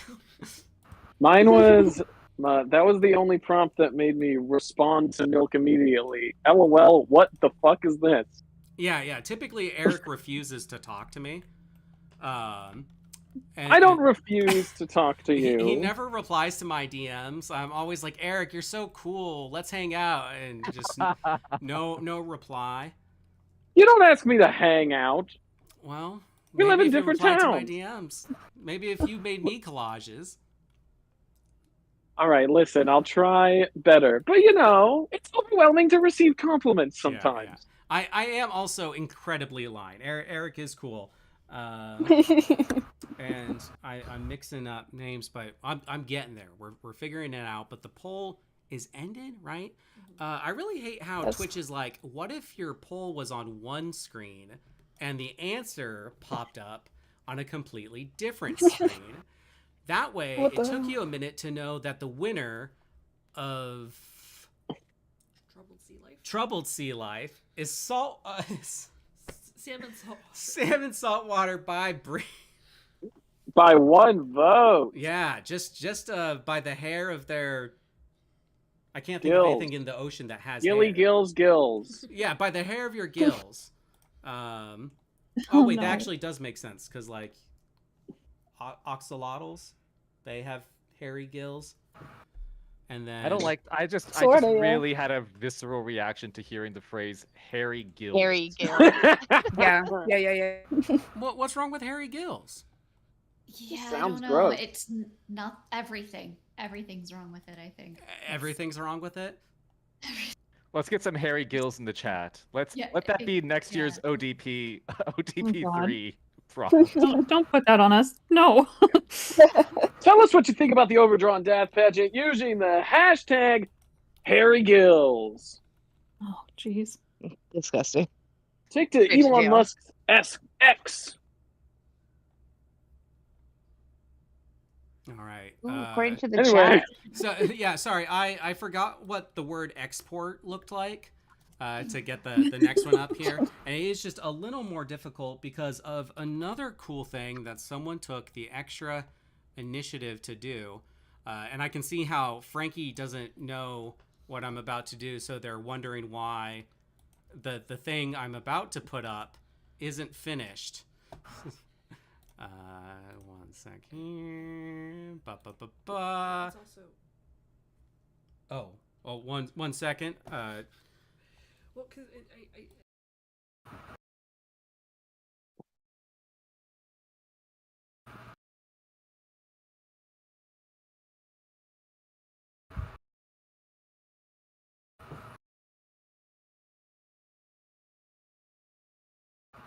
Yeah, you guys want me to cover for you while you sort this out?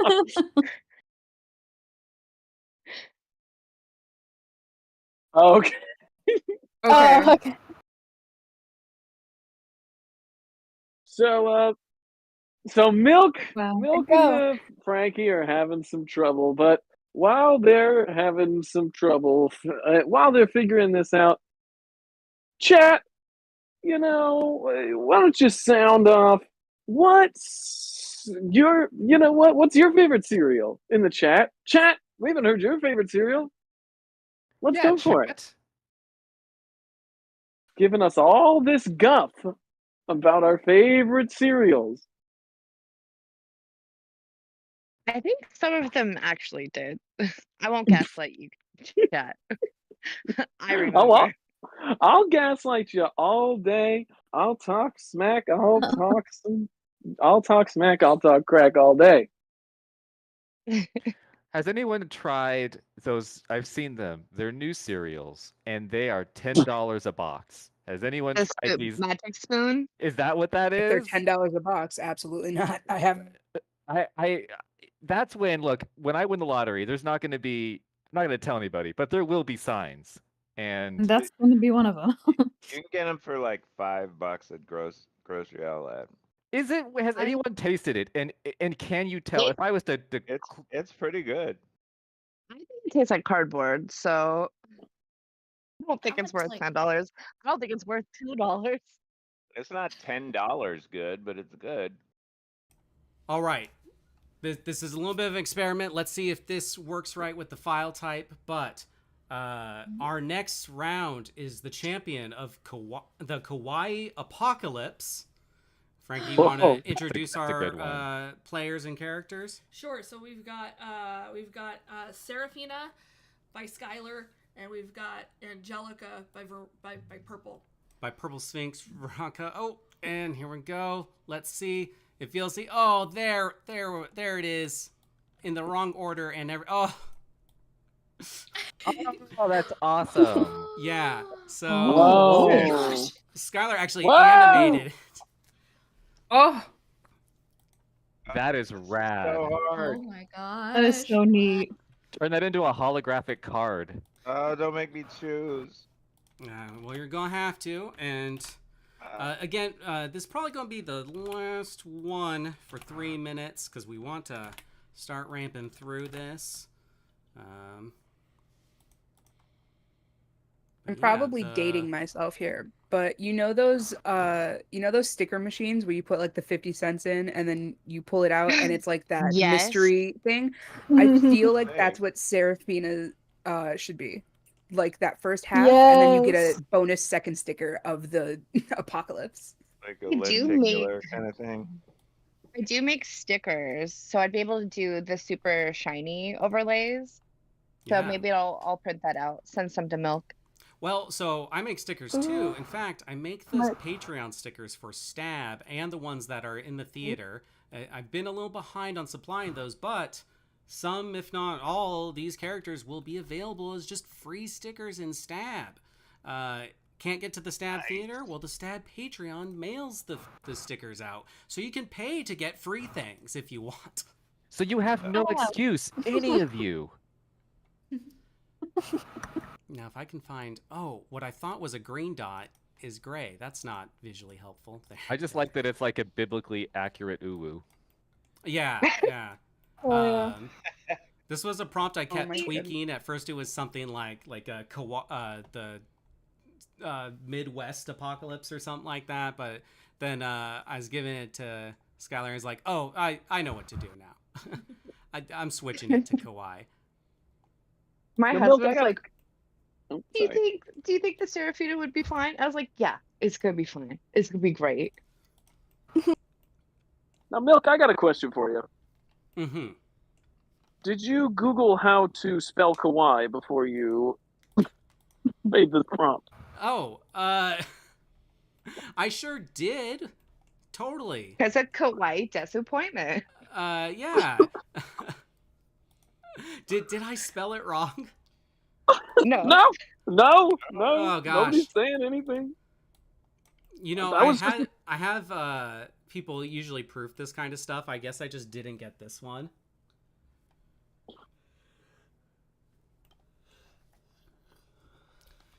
But Okay. yeah, I'm not saying there's anything wrong. I just wanted to know. I would have asked that for anything. Yeah, yeah. I think he's calling you a baka. Milk is what's happening. Oh, Me? A baka? Fired. What's a baka? That's kind of sussy. No one What's a told kidding. me. baka with you? A big, amazing, cool angel? And There so cool. They're so cool. The cool is spelled with a K. there was a similar mishap last year where I sent a prompt with the intention of antagonist, and this was to Frankie Lord. I think what I actually wrote was advice, or I couldn't have spelled it that bad. It was something like between advisory and antagonist or something. Do you know, Frankie? I do not. I remember this, but I don't remember what the word was. Adversary and what's a good, fun, helpful word? Supportive? That sounds like adversary. Advocate? No. That was a pretty And how good dare A you word. for thinking it would be. No, that's a good guess, but I don't think that was it. Accomplice? The acclamations of my mind are an enigma of not knowing what Too I many even said T words being flown around right now. I can't handle it. just a year ago.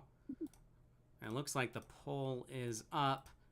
My mouse is taken up. Surely I can get this. All right. The winner of Kawaii Apocalypse is Skylar with Seraphina. yeah. Woo! Woo. Let me just Thank throw out you. some love to Angelica real quick. It's a So really see- cool. It's a really cool Angelica. drawing. Yeah. It looks And very Harley Quinn-esque.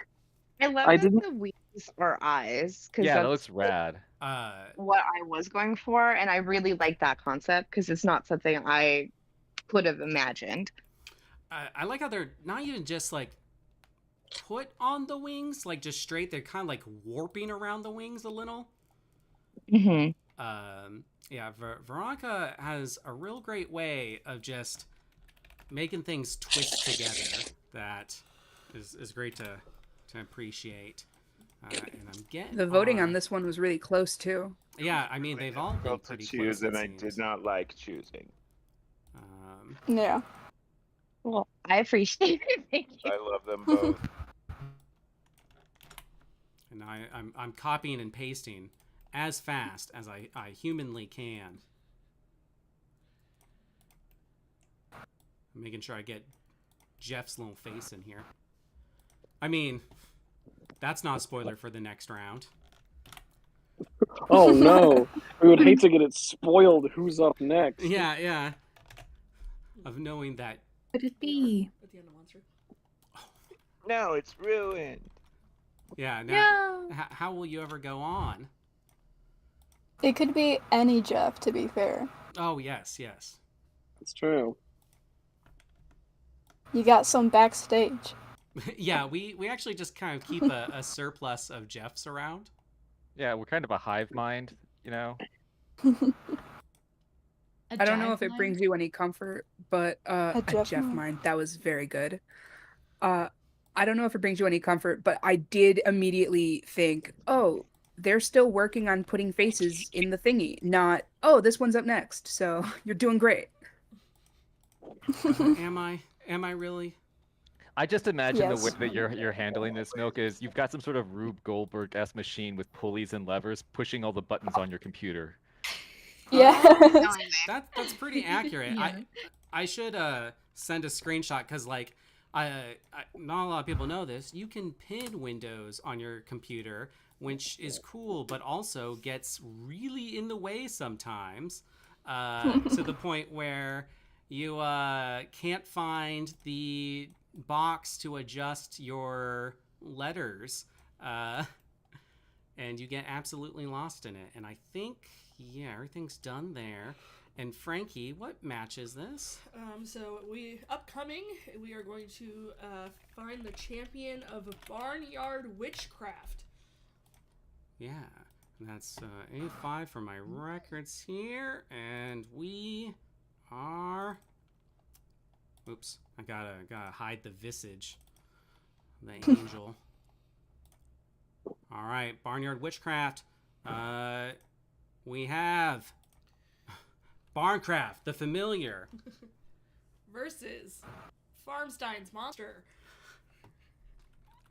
Yeah, I love these. Whoa. What's the prompt? Oh my gosh, I didn't change that there. My bad. Milk, did you look up how to spell barnyard?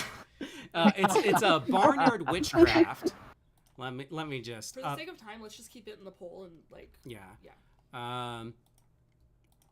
But yeah, so I love this round because two very, very different directions, but I think they still very much fit the prompt. A lot of times, like, someone might go a completely different direction and it doesn't fit, which is fine because there's a secret round at the end that helps people with stuff like that. But yeah, this is going to be a tight one, and the poll is there, ready for y'all. I wish Z was here. Yeah, if Zach could be here, tell us a little bit of the design process. But Jeff, I'm glad we have you at least. Do you want to tell us about Barncraft, the familiar? All right, so it was Barncraft. Which barnyard? It's a barn. That's where I started. Mm-hmm. And the rest is history. This was the first one, and this was like my first time drawing anything for like a long while, and this was like a real fun one to kind of be like, oh, how do I make these tools work? And I tried for a long time to give it chicken legs, and then I did not do that because I could not make it work. Like a Baba Yaga sort of thing. Yeah, and I went with the tentacles. I felt it was a little bit more like Cthulhu-esque, more I guess HP Lovecraftian, but I'll stick with my guns. Yeah, your barn guns, right? Yeah, my barn guns. That's where they keep all the guns. It's in the barn.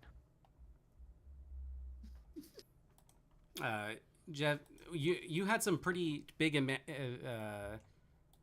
well, what were they called? Dreams. You were like looking at animating some ghosts. Yeah, I was trying to figure out how to do things I'd never done before, and that didn't work out because I had a whole like, oh, I want to make it so like ghosties like are flying out of the mouth. I'm like, I could probably figure out how to animate that. No, not so much. Yeah. So I had big dreams. Yeah. Sometimes we bite off more than we can chew and have to do stuff. Just right then and there on the spot. It's still cool even without the ghost. Yeah.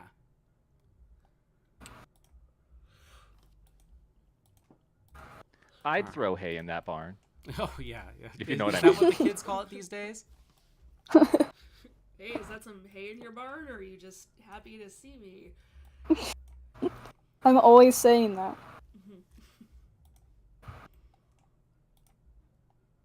Such a common turn of phrase, you know?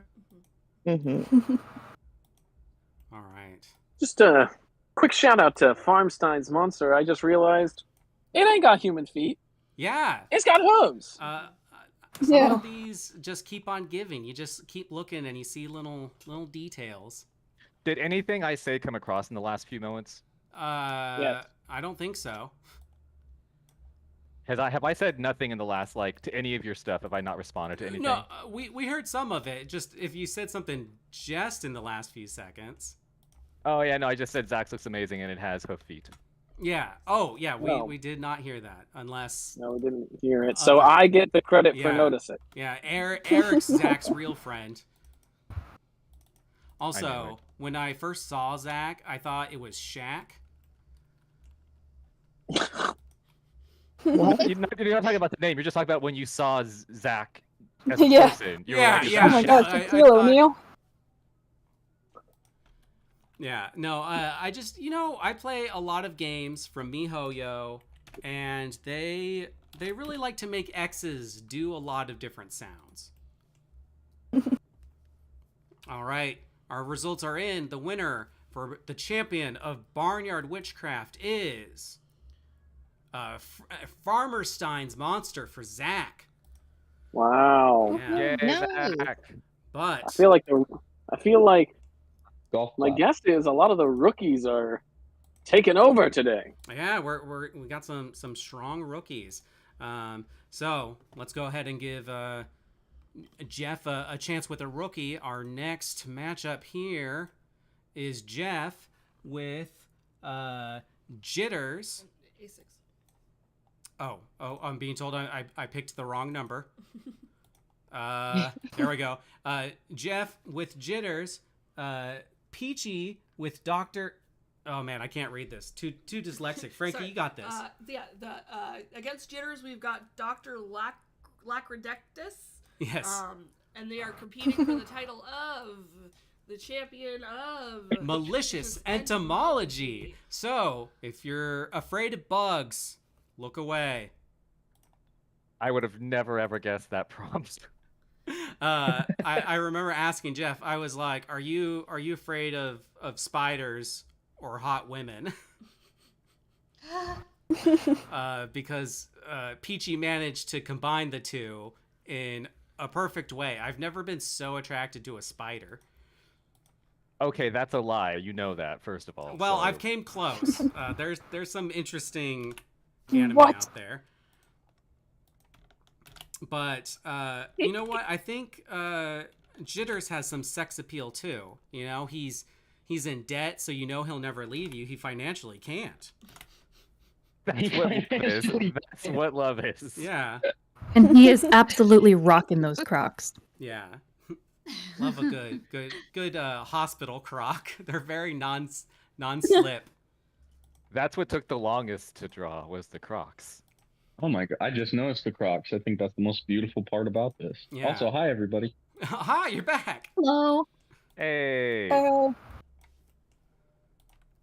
Yeah. How was the auto dealership? yeah. This is blush. Jeff, you've gone twice in a row, but you want to tell us about Jitters? How you got to this from seeing this sexy spider lady? Yeah, I thought because I was the rookie and this was the first rookie, and I was like, first of all, this is gorgeous. I'm just gonna stare at this for a while. And then I was like, it's interesting. If everyone else went through it, I was trying to like piece it out. I was just like, all right, what details we got here? Because I was looking at the spider, and there's definitely a couple, but there was other bugs too. So I tried not to hone in on the spider part, and then I just thought it had something to do with like medical professions. So I wrote like my own what I thought it was, and I think I wrote down like professional, like insect professional or something like that. I had no idea. I mean, malicious entomology, insect professional. I'd say those are pretty on brand. Sorry, pretty I tried to draw them as a full-ass spider, and then I realized that was harder than my little hands could handle. So. Yeah, you need about 8 more, right? And I wanted to make them still anthropomorphic enough to where I could do some more stuff with them for some, personal projects afterwards. Some personal projects. Are they spider related, perhaps? Everything I do is spider related. Everything. Yeah, Jeff loves spiders. On account of you being a spider. Yeah, it's actually Jeff's favorite cereal. Spiders. Spiders. Spiders. Wouldn't it be flies though? No. Oh no, it's that old nursery rhyme. The Jeff swallowed a spider to swallow a fly because he's a cool guy. Just trying to get to the spider part of it as quickly as possible. Yes. Yeah. Speed running. Good spidery center. Ugh. Just like that new Trick cereal. We just lost half the audience. They hated- those insect lollipops where they'd take like a scorpion or like a spider and they'd cover it in the candy and they sell them in those tourist shops. Was I supposed to actually eat that? I had so many of those growing up, and I don't know why, and I don't know who gave them to me. Personally, Oh I yeah, wouldn't they're eat edible. them. That's such a messed I up remember treat right. to give a child. Can It's you a- it's a imagine candy biting into from a nice Mexico. soft candy and then just crunching into a cockroach? I don't know. That's not. How do you sell Whoa. that? Well, it's I don't not know. a cockroach. It sounds it's a scorpion. delicious. You know, they got a little tail. It's different. All I right. got multiple. I had a lot of treats and candies and other inanimate objects as a child that just had scorpions in them. Was that anyone else? Yeah. Well, I never had them, I but think- I saw them from afar. I will just find bugs everywhere. Is that anybody else have that at all? I'm looking at my hands. Bugs just I'm lick my covered in back. bugs right now. That's everyone else, right? Everyone else just sees bugs covering themselves everywhere. Yes. Yes. Yes. Someone finally understands. So We've got a tie. Yeah, I've been sitting here looking and figuring out how to do this with my magic Excel sheet, but the winner of malicious entomology is a straight tie. Woo! Woo woo! No? Okay. Yeah, so you both get a point towards the total. Oh, there's no so- sudden death where they fight in a pit. Yeah, well, there'll be things to offset the tie later on. So, What? but A yeah, draw off? that's wild. I'll converge with the council as soon as I get this next one up here. It's whoever can eat the most bugs, spiders specifically. Whoever can eat the most spiders wins. Yeah. Well, here, let's I just get wanna the say next it's me, one up, Blush. and I'll figure it out. So, our next round is where's my Excel sheet? Why does this keep hiding? The champion of psychedelic law between Sergeant Acid from Veronica and oh no, I skipped one.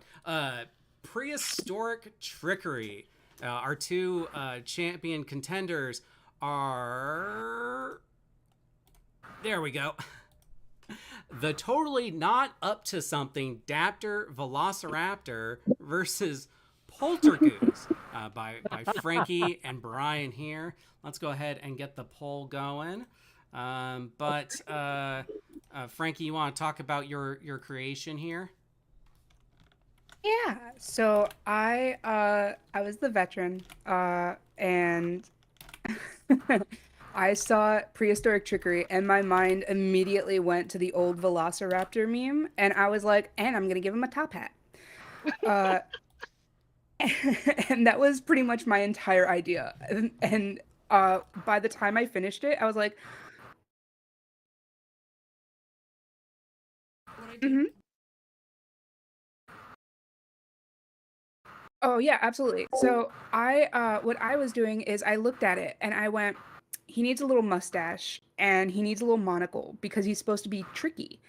And after all that was said and done, I took a look at him and I went, yeah, he's definitely not up to something. What a dapper velociraptor. And that became his name. Beautiful. Love it. Thank you, thank you. I do love the light bit of yellow that you put right around that long pupil. It looks so good.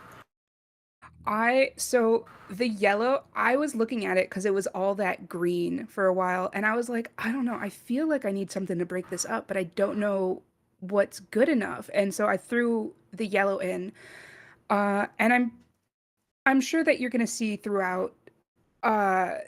It's a pretty running theme accidentally.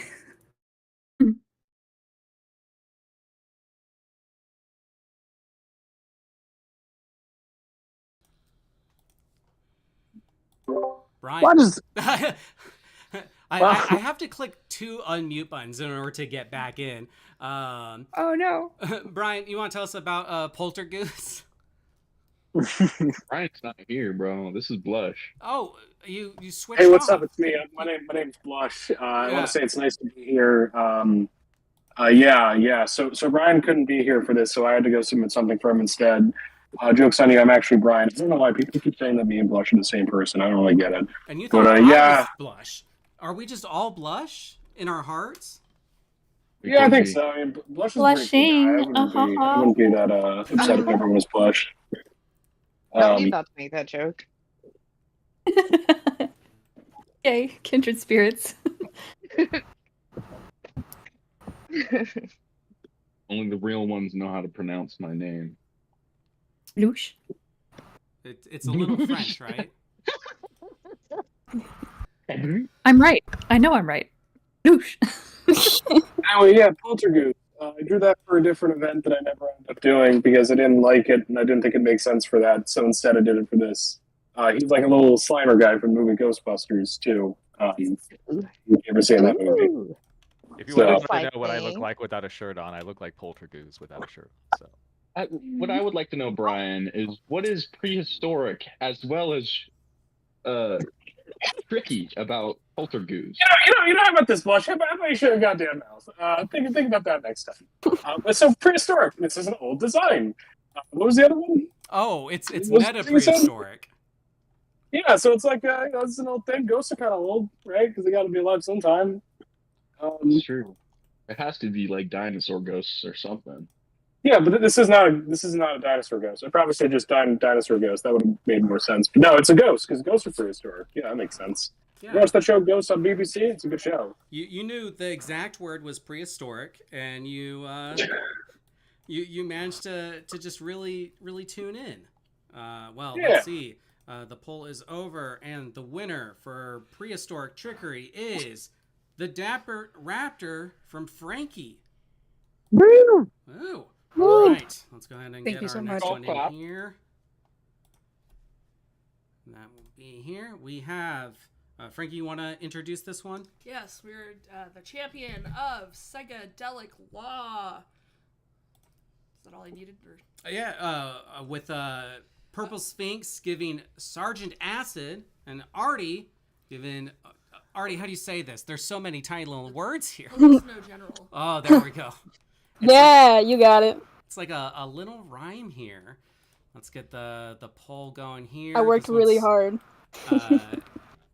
Yeah, I like how you matched a little bit of the style, but just like little spots. You have like windows of the competitor almost. So like, I was the rookie for it, Mm-hmm. and I was looking at this, and I'm like, I have to take this so overly seriously on this fun little game that I'm a part of.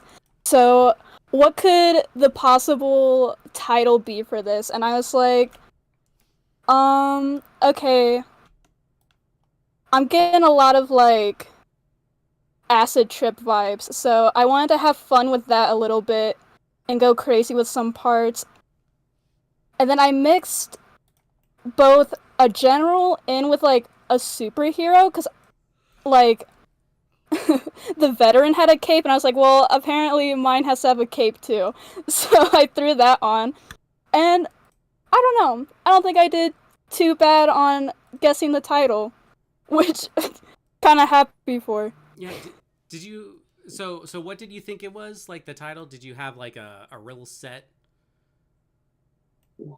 I don't think I had anything pinned down, but I did try to like steal a lot of like little parts that I saw while still making it something different, obviously, because I imagine if like the whole show was just copying the other character over, it's like pick one. Yeah. So I like tried my best to make it original while also having no idea what was going on. I think that's kind of the nature of the show, and I think my life after a experience. whole year I got it. Yeah. It only took a year.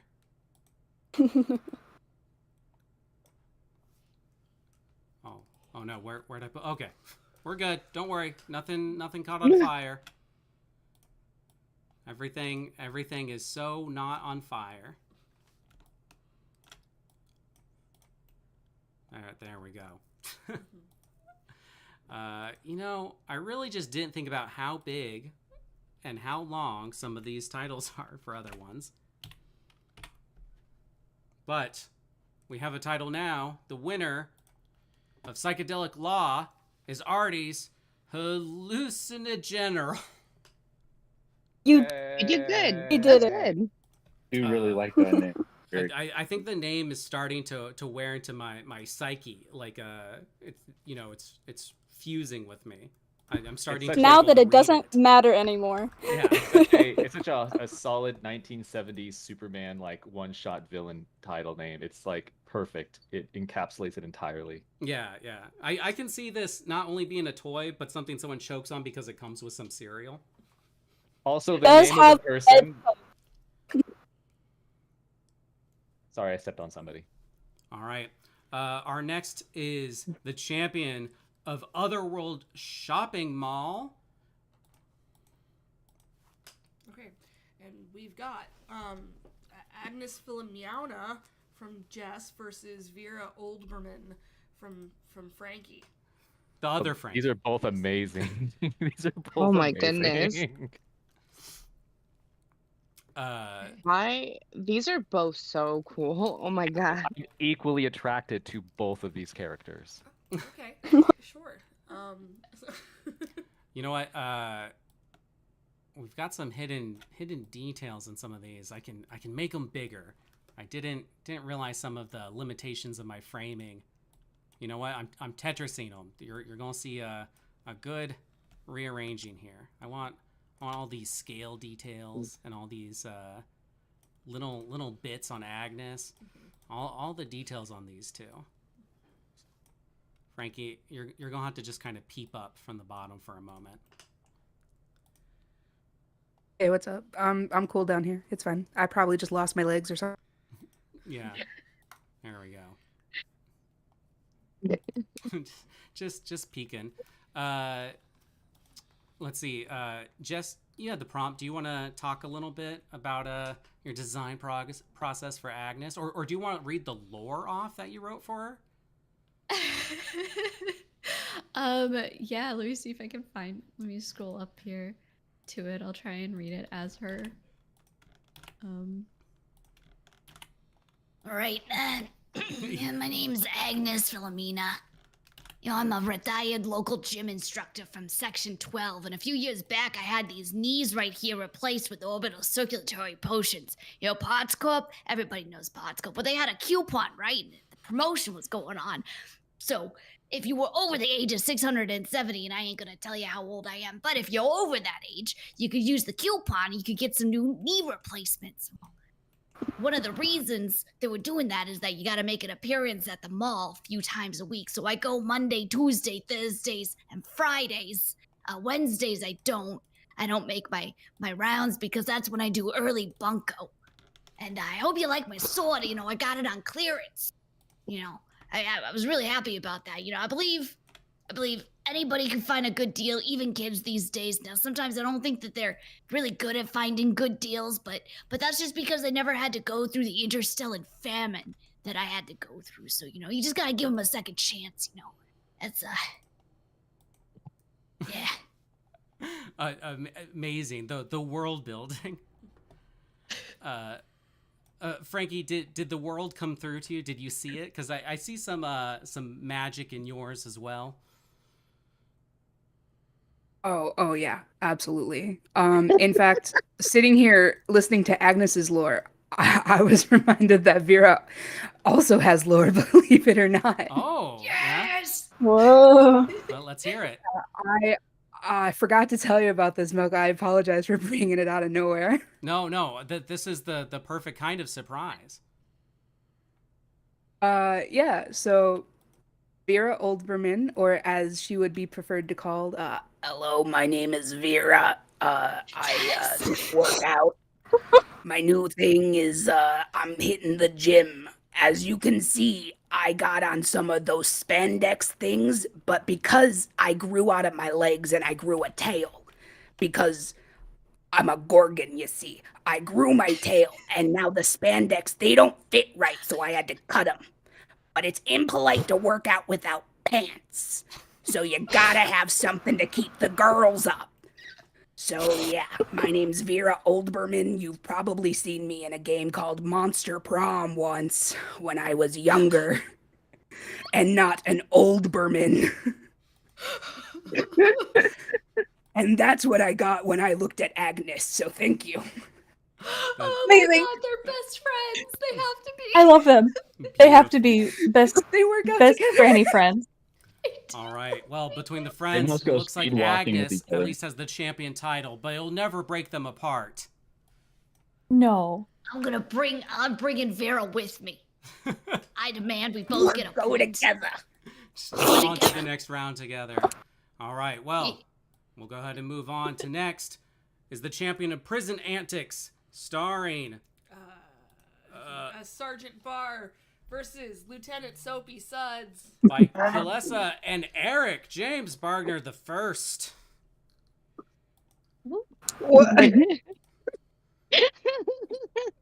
Now you two also have to fight to the death. This is kind of like a before and after. Like, I gotta say, I did not think at all, based on this drawing, that the prompt would be prison antics. So, this is something you'll have to ask Artie about because they're a real expert. But the thing is like if you pick a niche thing that would fit the topic, you know, like a soap on a rope, and then just kind of elaborate from there, you're really going to throw off your opponent. Yeah. Kilessa, was that your strategy? Were you using like pro gamer strats when you designed this character?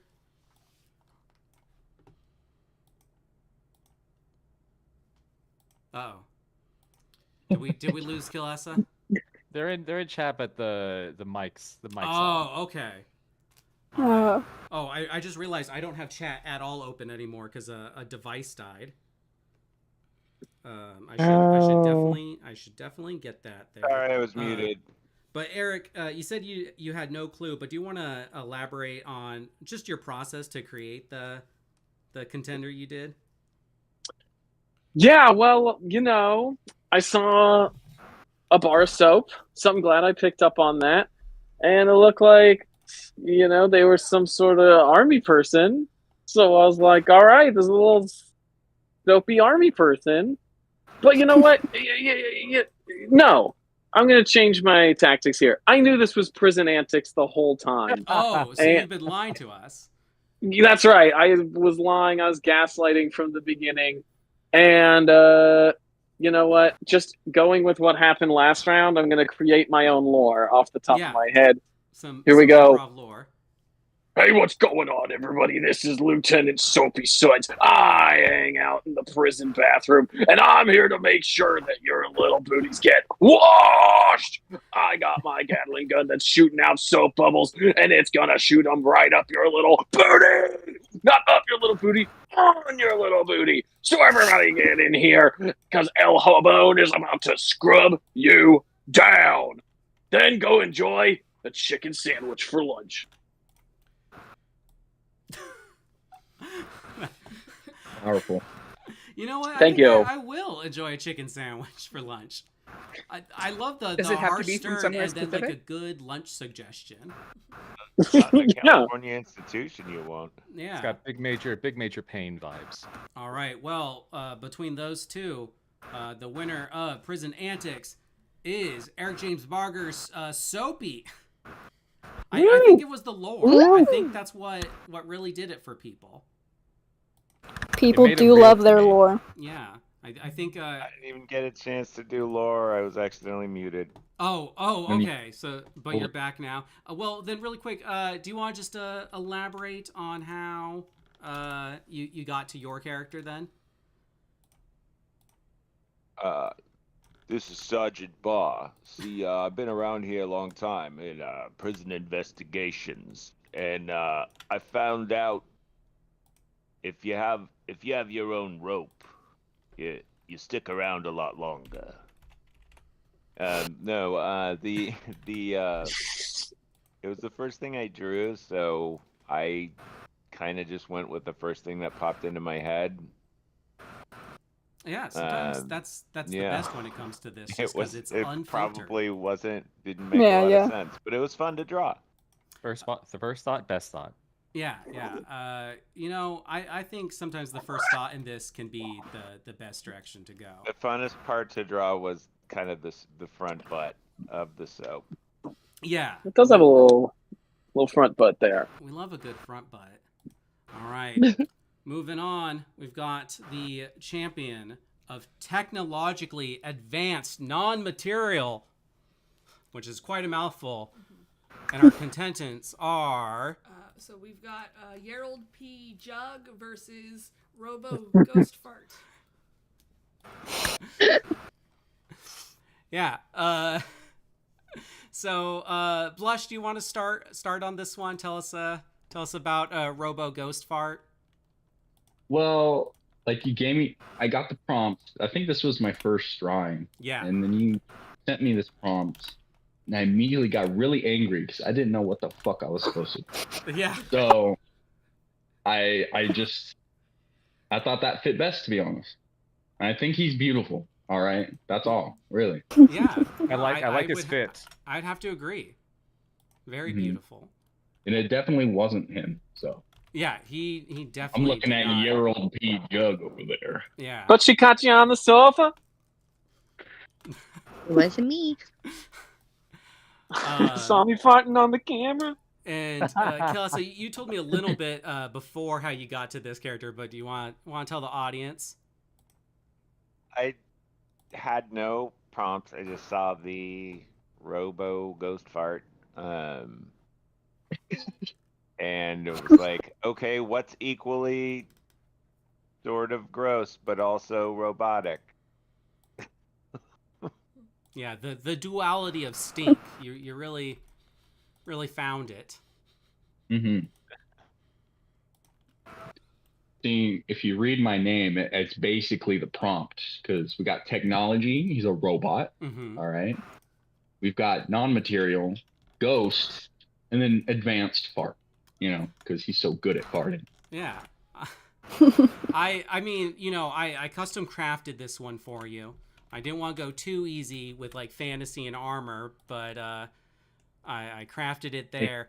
And golly, was I surprised to get a fart ghost in my DMs a few days later. It was mostly out of spite. I'm not gonna lie. It was mostly out of spite. Yeah. I went pretty hard on you, Blush, during the first round, I'd say.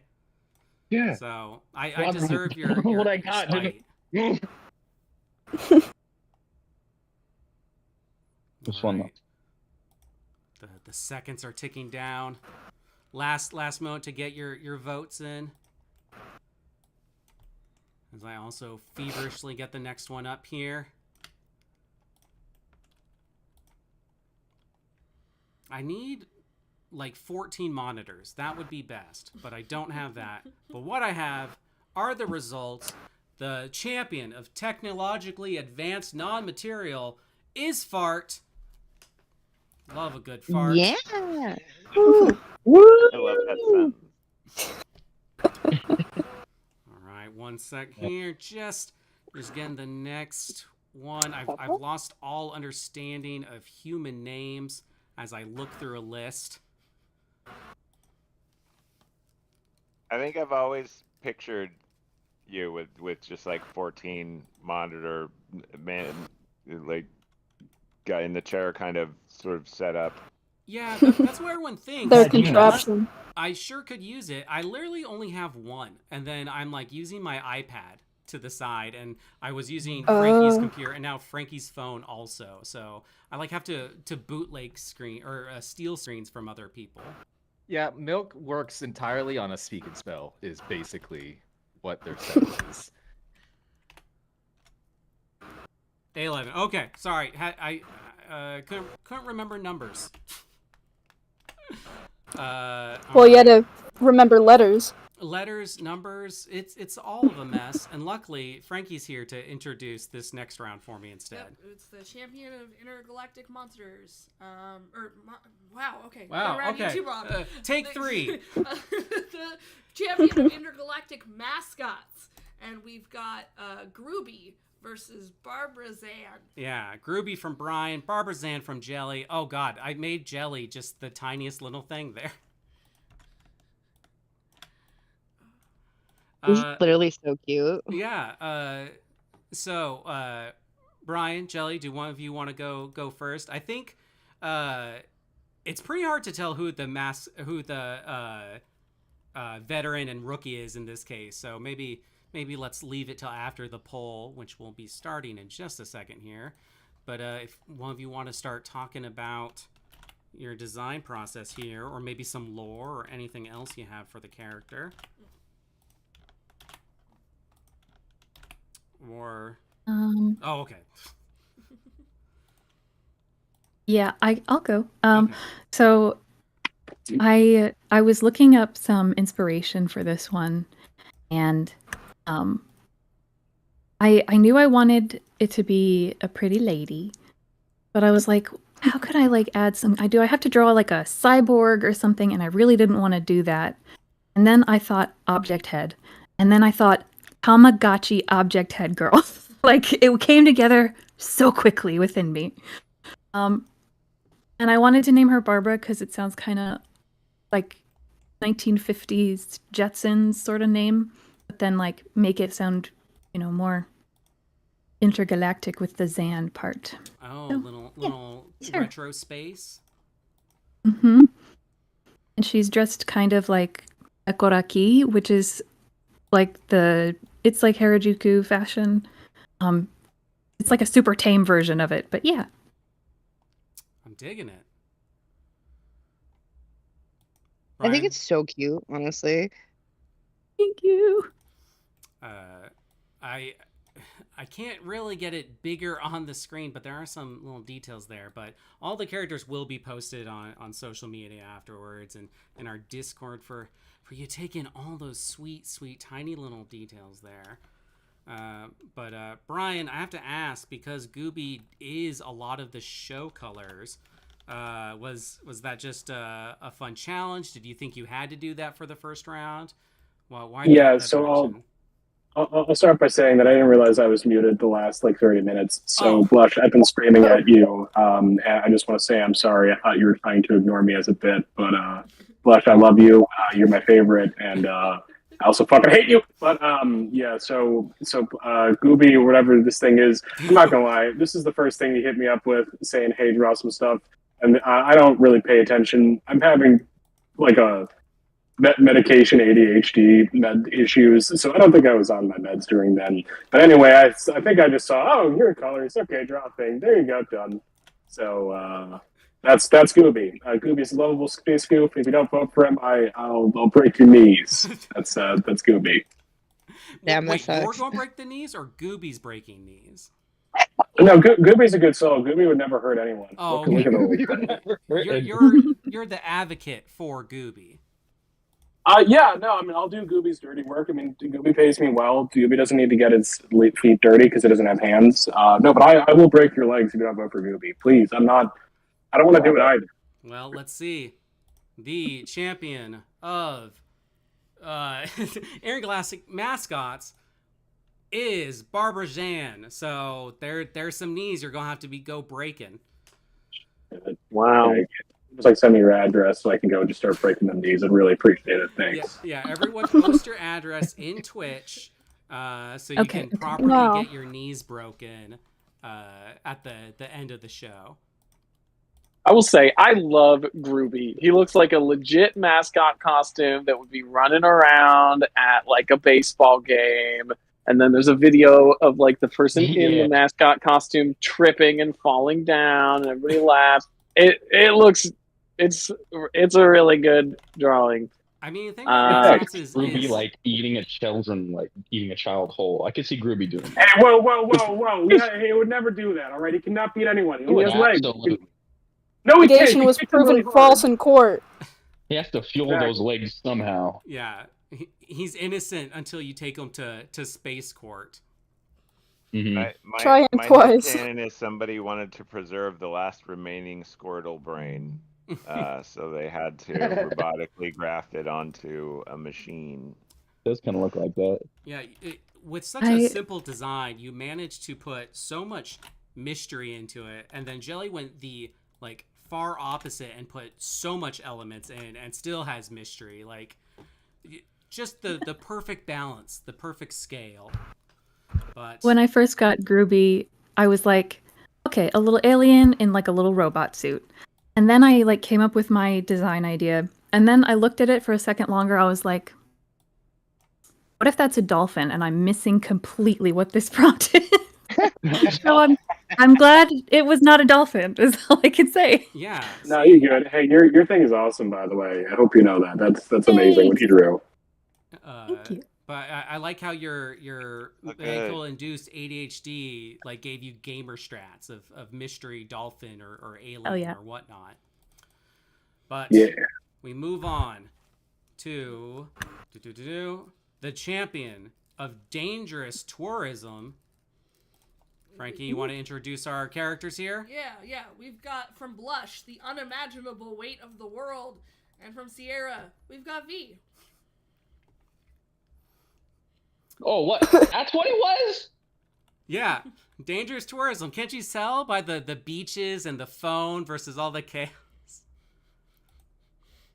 No. This is so cool looking. See, I feel like a lot of the veterans, it's like sometimes you just can't get it, and then as soon as you actually hear it, you're like, oh, I see how it fits now. But like at the time, it was so past me, you know. All right. It We're going was to have one very more cool. and then a I little love it. break because Yeah. I need to get some more things in. Unfortunately, we haven't had Sketchy in yet. I'm sorry that you've been pushed there. I just had to get your files up there. There was a little issue with one, and I've been working on that. But we'll have that here. But Blush, do you want to kind of talk about what it was like just receiving this like collage just right off the bat for your first one? Yeah, for my first rookie fight. It was like you sent that to me. I'm like, holy! I didn't know this kind of art was gonna be in there. This is so cool. And I was like, what the fuck? What the fuck do I do with this? This is like abstract, man. I don't know how to read this. So basically, I decided, how does this piece of art make me feel? And I was like, there's so much going on, man. It's like it's so chaotic. There's stuff everywhere. It makes me feel like the whole weight of the world is on top of me. So that's what I went with. They're really good companion pieces. Yeah, honestly. I like your strategy of how to get to that point too, like because there are so many things it could have been. Thank you, because this was the one I struggled with the most, and so I really had to outside the box just to have, I feel like, an appropriate response that isn't just me drawing something and throwing it out there. I sent it to you because, for one, you're one of the only like returning players from last year, but also I was like, well, you know, Blush does little dioramas on social media, so I'll give him a full-on collage. Well, you got me. And he said, hey, it's true, man. I said for 3 minutes just because I thought it might be a little tight because I got the poll running early, but we're running it down. Just a few more seconds here. Drum rolling. And It's a close one, folks. Is V for dangerous tourism. But don't worry, we'll see more of the extreme weight of the world because we always do. We've got one more before just a small break so I can get rid of my cotton mouth and get everything finalized so there's no more things I have to work on in the background. We'll be so set. So, Frankie, you want to introduce our next competition? Yeah, so we are going for the champion of Sub Rosa Fashion. So we've got the Dancing Sapphics from Jelly versus Gay Croquet from Brie. Oh, I love it. I'll head this off. Sub They're Rosa both so means like good. secret. Gay croquet is just also a really fun phrase to say out loud. Yeah, honestly, when making these prompts, one of the things I want to do is like the viewers would just easily get the idea so they can vote easily. but then I was like, well, Sub Rosa is too cool of a word not to throw that at people. So Learn something new. I had to do it. So go ahead and cast your votes for these beautiful ladies. Do one of you want to take the stage and kind of talk about your designs there? Sure. So I had to look up what Sub Rosa even meant. And I found out that it's like a neo Latin phrase that means beneath the rose, and it means things that are done in secrecy. So I put a lot of rose theming into the outfits.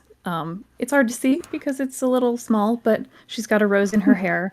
The pattern at the bottom of the dress is meant to be roses, and the her partner's waistcoat also has like a rose pattern. And they're also meeting in the dark with just some candlelight, doing something secret, like kissing on each other. Yeah, Bree, you want to definitely. talk about more? Oh, yeah, sorry. Definitely, like from when I received the artwork, I thought that it was something supposed to be secretive, but I was having a really hard time figuring out like what the prompt could have been. So my brain was like, I don't know, something like lesbians doing a sport or something, because I don't know, dancing, kind of a sport back in the day, who knows. So my brain was like, what if it's like, teaching someone how to do something, and then you do the sneaky, like, here, I'll just lean over you and I'll show you. So it's gay croquet. I love the rhyme. That was so good. Yeah. We love gays dancing and rhyming, hand in hand. Yeah.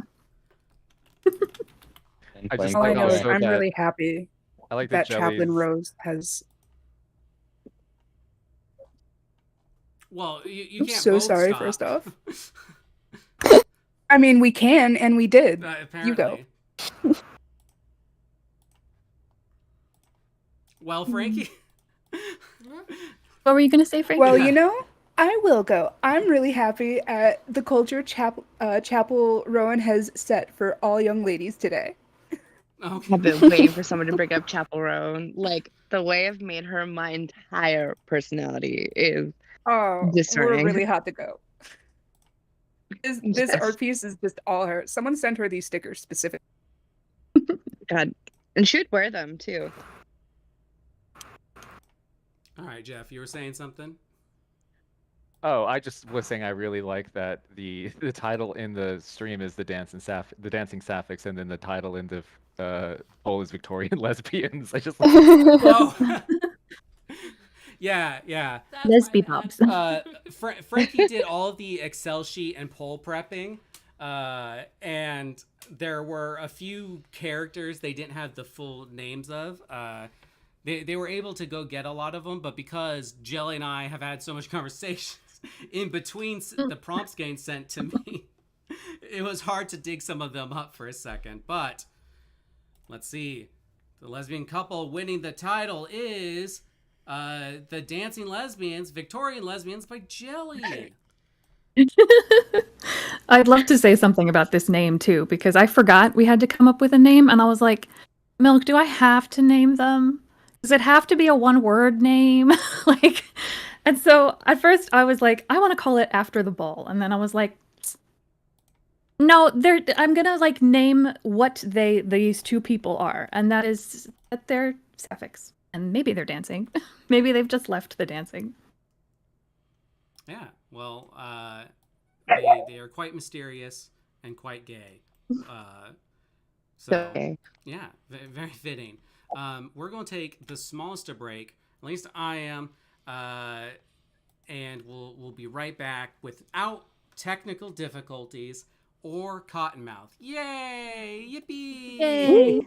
And then things will go a little faster. Then we'll start moving to our 1 minute votes. We still got some more rounds to go. Lots of other interesting characters. So stay tuned. I actually have to leave like the voice chat thing, but I'll still try to interact through like the stream chat. Oh, okay. Um, Well, I'll still be here, just not well, in the leave us Discord. then. Yeah. Well, I thought it was gonna be like 2 hours, you know. Yeah. The prep took a I little gotta. long. I We have to eat at some point today. I'm looking at the time. We got probably, I think, 45 minutes if everything goes smoothly with this, maybe even less. But yeah, so we're going to probably wrap up here just a little after or 7, which will almost get things ready if you want to view Duel's semifinal, which is later tonight. But yeah, just some of us are going to take a break. You might see some doodles, but it'll just be a moment. And I'll be so kind to put on the cool music I commissioned in the meantime.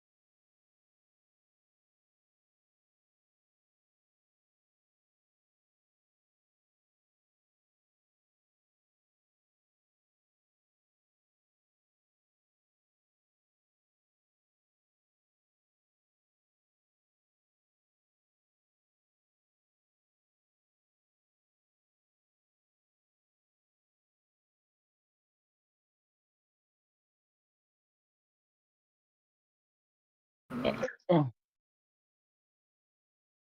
We're back. Hi. Hades Whoa! two nuts. Hello, everybody. Hades two nuts need to go in your mouth. Anyway. Let's go.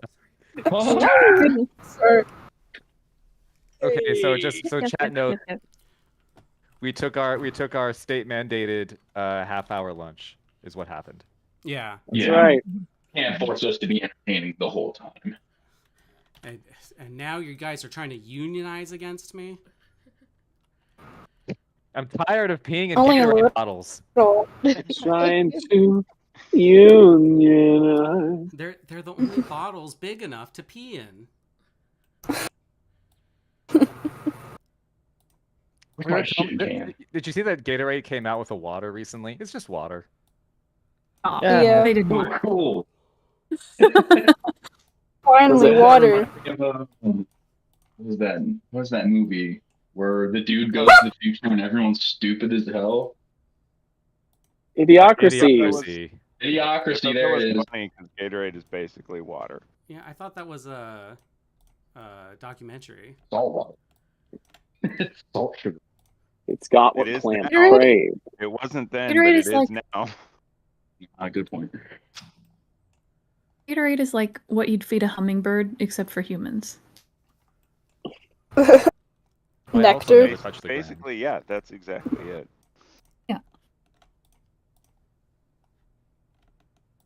My uncle has like 3 cases of Gatorade from the 70s in his closet. They all look very cloudy. Is anybody You really probably drinking? Ugh. Who likes Mountain Dew? Because there's a new promo thing going on with Final Fantasy XIV. It requires a lot of Mountain Dew codes, and I don't like drinking it, but I need to have digital goods. So Sorry, can't help. Don't touch this up. I only help cool people. Hey, what's everyone's favorite Mountain Dew flavor? Blue Orange. one is the only one that is good. What? Everyone says something else. You don't like our amalgamation of Mountain Dew? the glacial one. I don't know what the full name is, but that one. No, it's whatever one is sort of like a frosty white color. Sharkbite or something like that, or Frostbite. Something like that, and that one's pretty tight because it tastes like every candy created combined into one sort of juice. Wait, are you talking about Gatorade or Mountain Dew? Talk about Mountain Dew, the Gatorade of sodas. I was gonna say because I feel like the glacial name is one of the Gatorades, There which is is a the Gatorade, frosty yeah, one. and it looks like that, but it's Mountain Dew, and it fucks you up. All Just of them, Baja Blast. I find all of them atrocious. Much sugar. Glacier makes your My free. favorite flavor is the one that activates the squib. Oh yeah. What's your favorite Thank Mountain you. Dew? Thank you. That was a deep The one dive. that, the one that deactivates. I think that was Pepsi Blue or something like that. Pepsi Blue was so good. I'll never forgive them for taking it away. No, we At first I can't heard get into Pepsi Pepsi Blue. Blue. It's too much of a important thing in my heart. Oh. Speaking of important thing, we're ready to kick back off. Yeah. Yeah. Yeah! Oh, Hey. yeah. I missed Jolt okay. Cola. Chat, get ready. The poll's going to go right up as soon Here we as go. get what? No? I said, here we go. Oh, I thought you were like blatantly fighting against it. No. No, Let's take a no. walk. Turn it off. No, I thought we no, were no. done. All right. Entering the 82 ring. medium cups of Mountain Dew Baja Blast is the lethal dose. All right. Huh. Entering the ring, 82. we've got 2 champions fighting for the champion of microscopic survival. Oh. There we go. In the left, sent in by They're Zach. so we've got microscopic you can't see them. Tardigrades the Brave. And on the right, sent in by Skylar, we've got Daphnia the Elnade. So, Whoa. yeah. Ooh. Zach. Is Zach, No, Zach's not here. Of course, that's where I started. Skylar, do you want to tell us about how you, your process for Daphnia? So I saw Tardigrades the Brave, and my husband was like, "Oh, that's a sea bear," and I was like, "Oh, wow! Thank God you're here," because I had no idea. And so I thought maybe it was microscopic like organisms, but I thought maybe D&D because I was like, oh, are they like a necromancer? So I went with an Elnade, which is a D&D class of like water like nymphs or whatever. And then her shape, like her silhouette is that of a water flea. So there you go. Oh. Ooh. Okay. It looks like something from Elden Ring as well. Like the design reminds me. I've been playing a lot of Elden Ring though too lately. So. Okay, I love it. It does kind of have like a unique anatomy to it. I didn't realize it was a water flea. I was like, yeah, because the water fleas are also translucent. So I was like, we got fabric, baby. Okay, so obviously I know, but for those who may not know, what is a water flea? A water flea is a microscopic organism that's in the ocean, and a lot of times they're like fed upon like plankton. Okay. I'm looking at one right now. Like in person? Yeah, they've been here the whole time, and I didn't know what to call them. Oh, water fleas. Okay. Jeff, Of you course. might need to get a house inspection if you've got water fleas. No, like it's about treading art. water. I'm honestly more impressed by the telescopic vision than or microscopic vision than worried about his health. Right.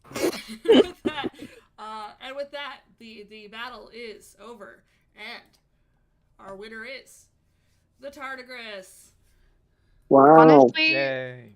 definitely. Like, it's so cute. You did such a good job. I think the water flea army is massively underrepresented. So I think you're being a hero, Skylar. But the people have spoken. And just since Zach isn't here to talk about his work, I do want to say it does kick ass. Like to take the water bear and make it so tribal because it is just like the ultimate life form. Like you just can't kill it. I guess my question is, it's wearing a loincloth. What is it? What is it? What is Moving it not on. showing us? On to our Use Google. All right, our next battle for the championship of mundane deities. On the left, we've got Artie, who has sent in Butticus, and on the right, we've got Sketchy, who has sent in Romulus Seed Squatch. Whoa. Oh, yeah. Artie, do you want to talk to us about Butticus a little bit? Yeah, I would love to. So, Butticus was the first veteran I got. And not gonna lie, I was a little lost for what to do for this title. And I almost drew him lounging on a couch. And then I said, I don't want to draw a recliner. So I chose lawnmower instead, because that's obviously easier than a chair. And so the basic idea is that, like, what's more mundane than doing lawn care? And he loves doing it, but everywhere he steps, it just regrows back. And he's got all these little butterflies and bees that follow him, because he's got all these flowers growing around him. Okay, interesting. So Cute. Yeah. How much of this is influenced by Air Bud? The depressing Only the question. name a little. Should ask that of every single piece of art that pops up. How much of Air Bud did you put into this? Is this or is this not inspired by Airbud 2? I assume just all of Artie's life is inspired by Air Bud. To be fair, I watched a lot of Air Buddies sequels. Enough that it's a little concerning. Surprisingly not, but I should get on that, you're right. That's where they go to space and stuff, right? It's the puppies. Yeah. Yes. If it had the puppies, I most likely watched it. For sure. Sketchy, which Airbud movie is based on on Sasquatch, and how did it influence you? It's that one vacation movie where the people meet the Sasquatch. That's the movie. Oh, Harry and the Hendersons. Yeah. Christmas Vacation. I didn't know, like, because this is the rookie, so I was like, I saw the drawing and I thought, like Roman lawn care is like the word that I came up with. Huh. Okay. So I was like, okay, I'll make a Sasquatch who plants seeds and does lawn care for you. I feel like planting seeds is still mundane, you know? I think they're friends. I think Definitely. Butticus would love them. They run a business together. They do lawn care. Landscaping business. Absolutely. I Look at like to them. think that one is planting the seeds, and then the other one is charging people to mow these mysterious lawns that have shown up everywhere. They're like, we never had grass here before. And with that, the poll is over. The champion of mundane deities is in fact Romulus Seed Squatch. Yeah. Wow. Woo. Yeah. He planted the seeds of victory. He did. All right. Yeah. Did that feel good to say, Milk? Did that feel good to say? No. All right, we got the champion of venerated censorship. On the left, we've got Sketchy has sent in Goody No Shoes, and on the right, Peachy has sent in Mommy Apocalypse. This one's hard. Pushing the TOS as far as we can with these two. So, Peachy, I don't know why I'm stuttering on everybody's I don't think names Peachy's right now. here. Oh, okay. Well, in chat and in heart. Yes. Sketchy. Take us through your process. Like it's a venerated saint, so like she's entombed and has like the aura kind of like headdress, and then censorship. So I was like, she's a mummy anyway, so I just thought it was cool to do hands holding up like censorship tools. Oh, that's badass, actually. Damn. It's really cool. I was told you do some pretty good spicy art, and so I thought, what about glorifying censorship for a spicy artist? I think that would be interesting. So that's why I sent that your way. It was a very I fun love the prompt. Van Hammer. It makes me think of like a persona monster, like Nope, Knuckles. Sketchy, how do you feel about people shipping your champion with the opposing champion? I think that's only right, you know. It's a part of the nature of the biz. So if they, but they can't scissor because it would cut the bandages. Oh, huh? She has lots of extra hands. The fun part. I'm sorry, I shouldn't talk. TOS. There's a way we could. You guys could both win from this. I think we could all win. No, I don't. There's not enough room in the Excel sheet for another tie. Damn That it. would ruin me. Okay. I do love all the little details on Goody No Shoes. Yeah. Just like the nope, just like in full perspective and everything. the censor bars on Mommy Apocalypse are so clever. Yeah. Yeah. I was about to Especially ask- the feet. I do love that. It's wonderful. Oh, okay. Oh. And we are through. And the winner is Goody No Shoes. Ooh. That was a close one. Yeah. I know. Yeah. Both of them are so good. Yeah, and everyone was voting with their left hand, so it was so hard. Why do you think everyone's right-handed? Yeah. I like how you guys kind of had a similar concept, but you guys went with very different nuanced directions with it. Very cool. All right. Next up, at the beginning of round 2, we are fighting the champion of industrial meditation. On the right, we've got thoughtful. Wow, show me that. Oh, sorry. 'Cause I think When I did made it a go? mistake. Oh, there we go. I don't think I'm allowed to say that word. Thoughtful creature by Blush, and then on the left we've got Steel Millie from Veronica. Purple. Yeah, but unfortunately she can't be with us, as in she is in the other side of the world. Yeah. Man. So, Blush, when you were thinking of your rookie here, how much were you thinking about getting me personally canceled? What do you mean? Is Wendigo a bad word? No, it's not that. You're not supposed to say it. Yeah. It's like it summons the creature. Yeah.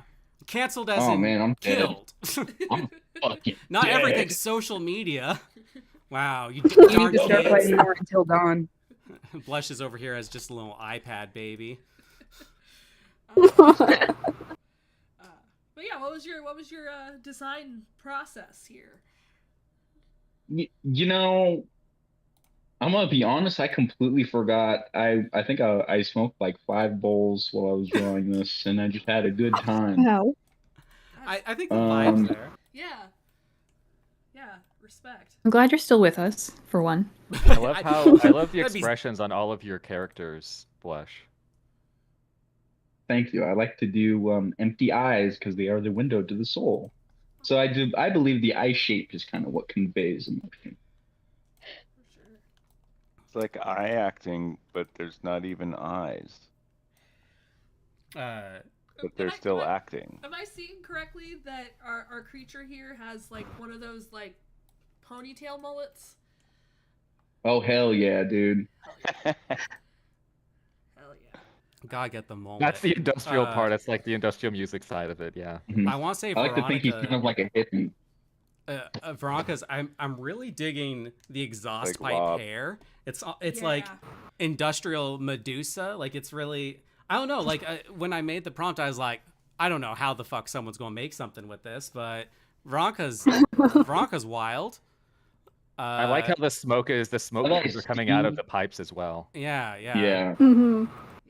Now that I see the prompts, they did awesome. They did perfect. Well, it's kind of rad because the clouds of smoke look like hair a little bit too. Look like it hair. kinda- Yeah, I thought they yeah, were it adds hair. the for, hair. It like, was the hair at first first. I was like, oh shit. It's almost like a part is braided and then a part is like just loose hair. Okay, so the voting is over, and the champion of industrial meditation is Steel Millie. Woo! Yes, she's so cute. They're so cute. I Congratulations. still, every time in my head read it Steely Millie. Like I can't. And that was even Like before Steely all the Dan. dyslexia Steely- was kicking in. Steely Dan. All right, so to the champion of Makeshift Glory. On the left, Jeff has sent in Makeshift Man, and on the right, Jess has sent in Sailor Save It. Let's start. Oh man. Let's start with you, Jess, if you are here. Oh. Yeah. Yes. So. Yeah. So I was the rookie for this, and honestly, I just kept looking at Makeshift Man and loving him so much. And I don't know if it was like I kept getting like Mega Man vibes off of him, like something that had to deal with taking found items to create a sort of costume. Yeah.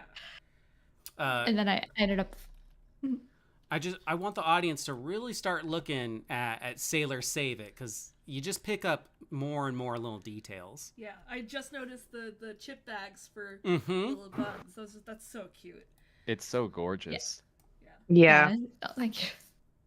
And I was just like, I was just trying to figure out like what are things that you can do or you could be basically found in garbage or something and put together a sailor outfit. So she's wearing technically like a garbage bag that's been tied with a rope. She's got like a candy wrapper for a bow. She's been at Coachella for 4 days. We've all been there. Yeah, we've all been there. It's fine. It's fine. If you have money, Um, maybe. Actually, might lead into my next question, Jess, which is, what is Sailor Save It so happy about?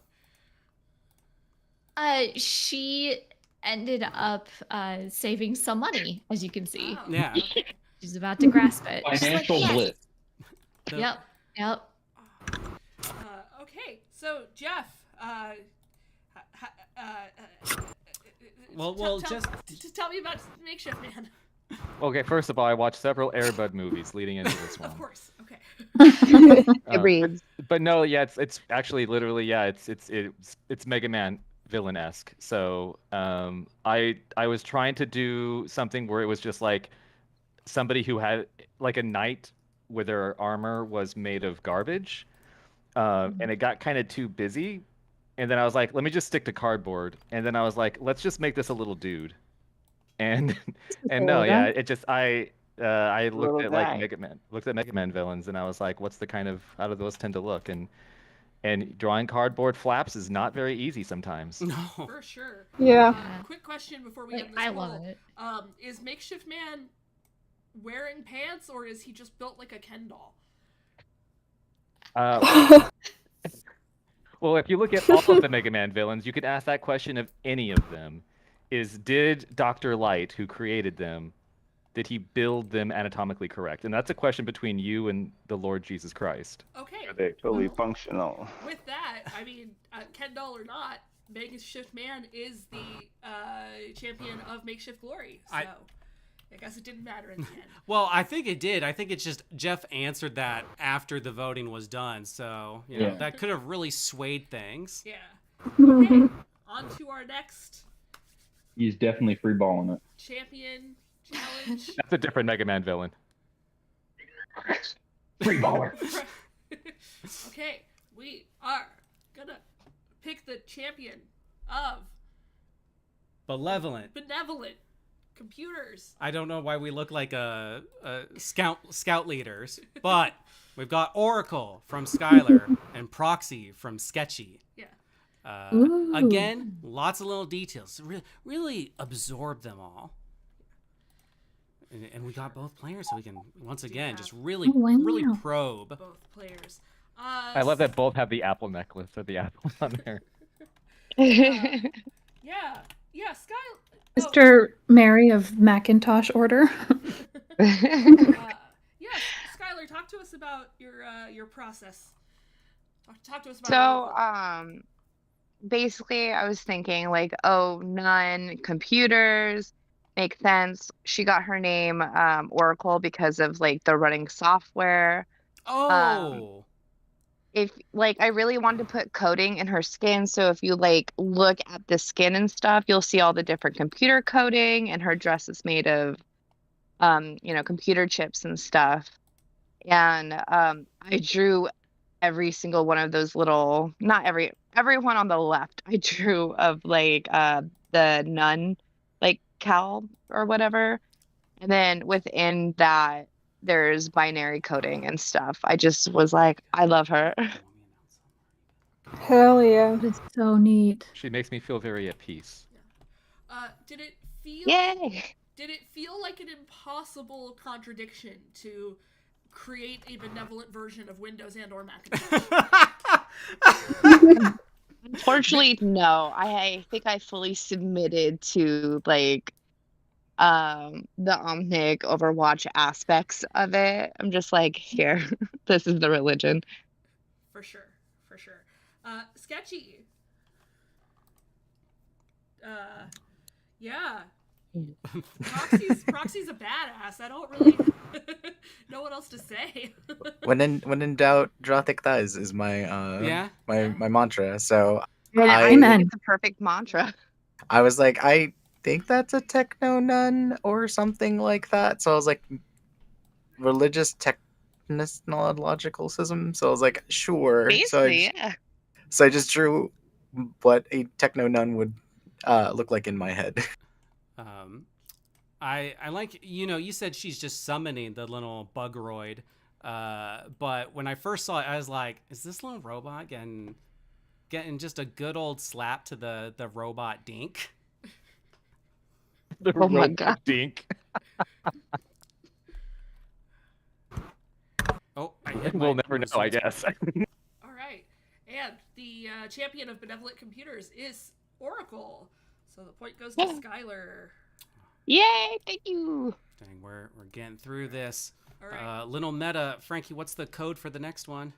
B4. B4. Okay, just a little secret bingo. Oh, I have to actually push the render button on B4. You sure do. That just gives us a little more time to take in all of these numbers.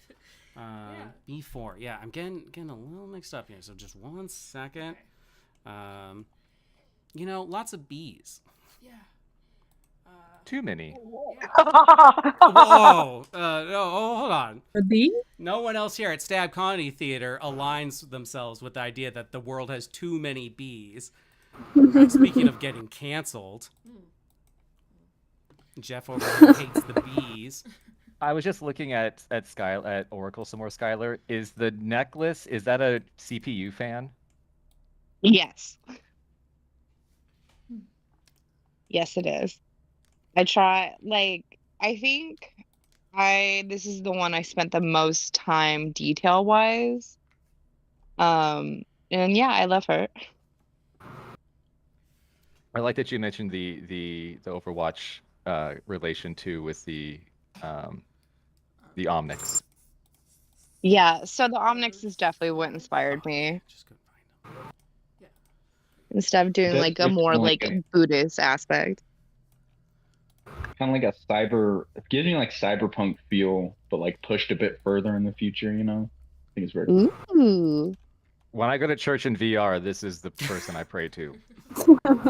I do love the details in the end, though. Those details are Honestly. like, wonderful.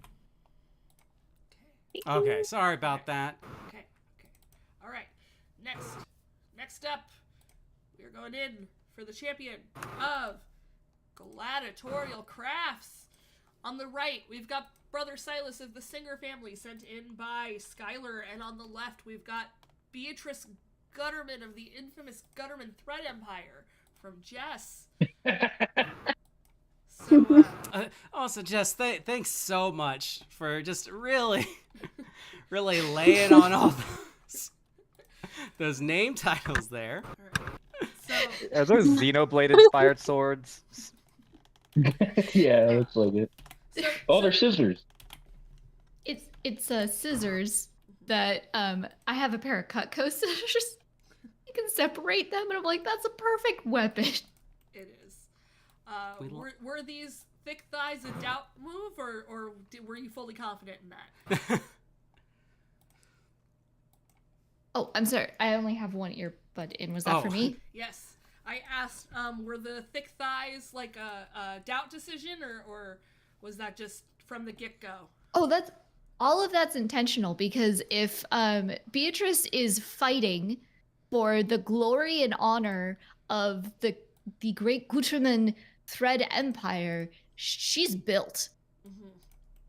So I looked up a bunch of references for like Olympic women and like discus throwers and stuff like that, so I could try and get like them to look like they actually had muscle in their. Because usually I end up drawing like spindly little things because that's what I am. So it's the easiest reference I have. So actually, I kind of liked doing this because it definitely pushed me to something that I discovered I really like doing, making them. She's so cute. I love her so much.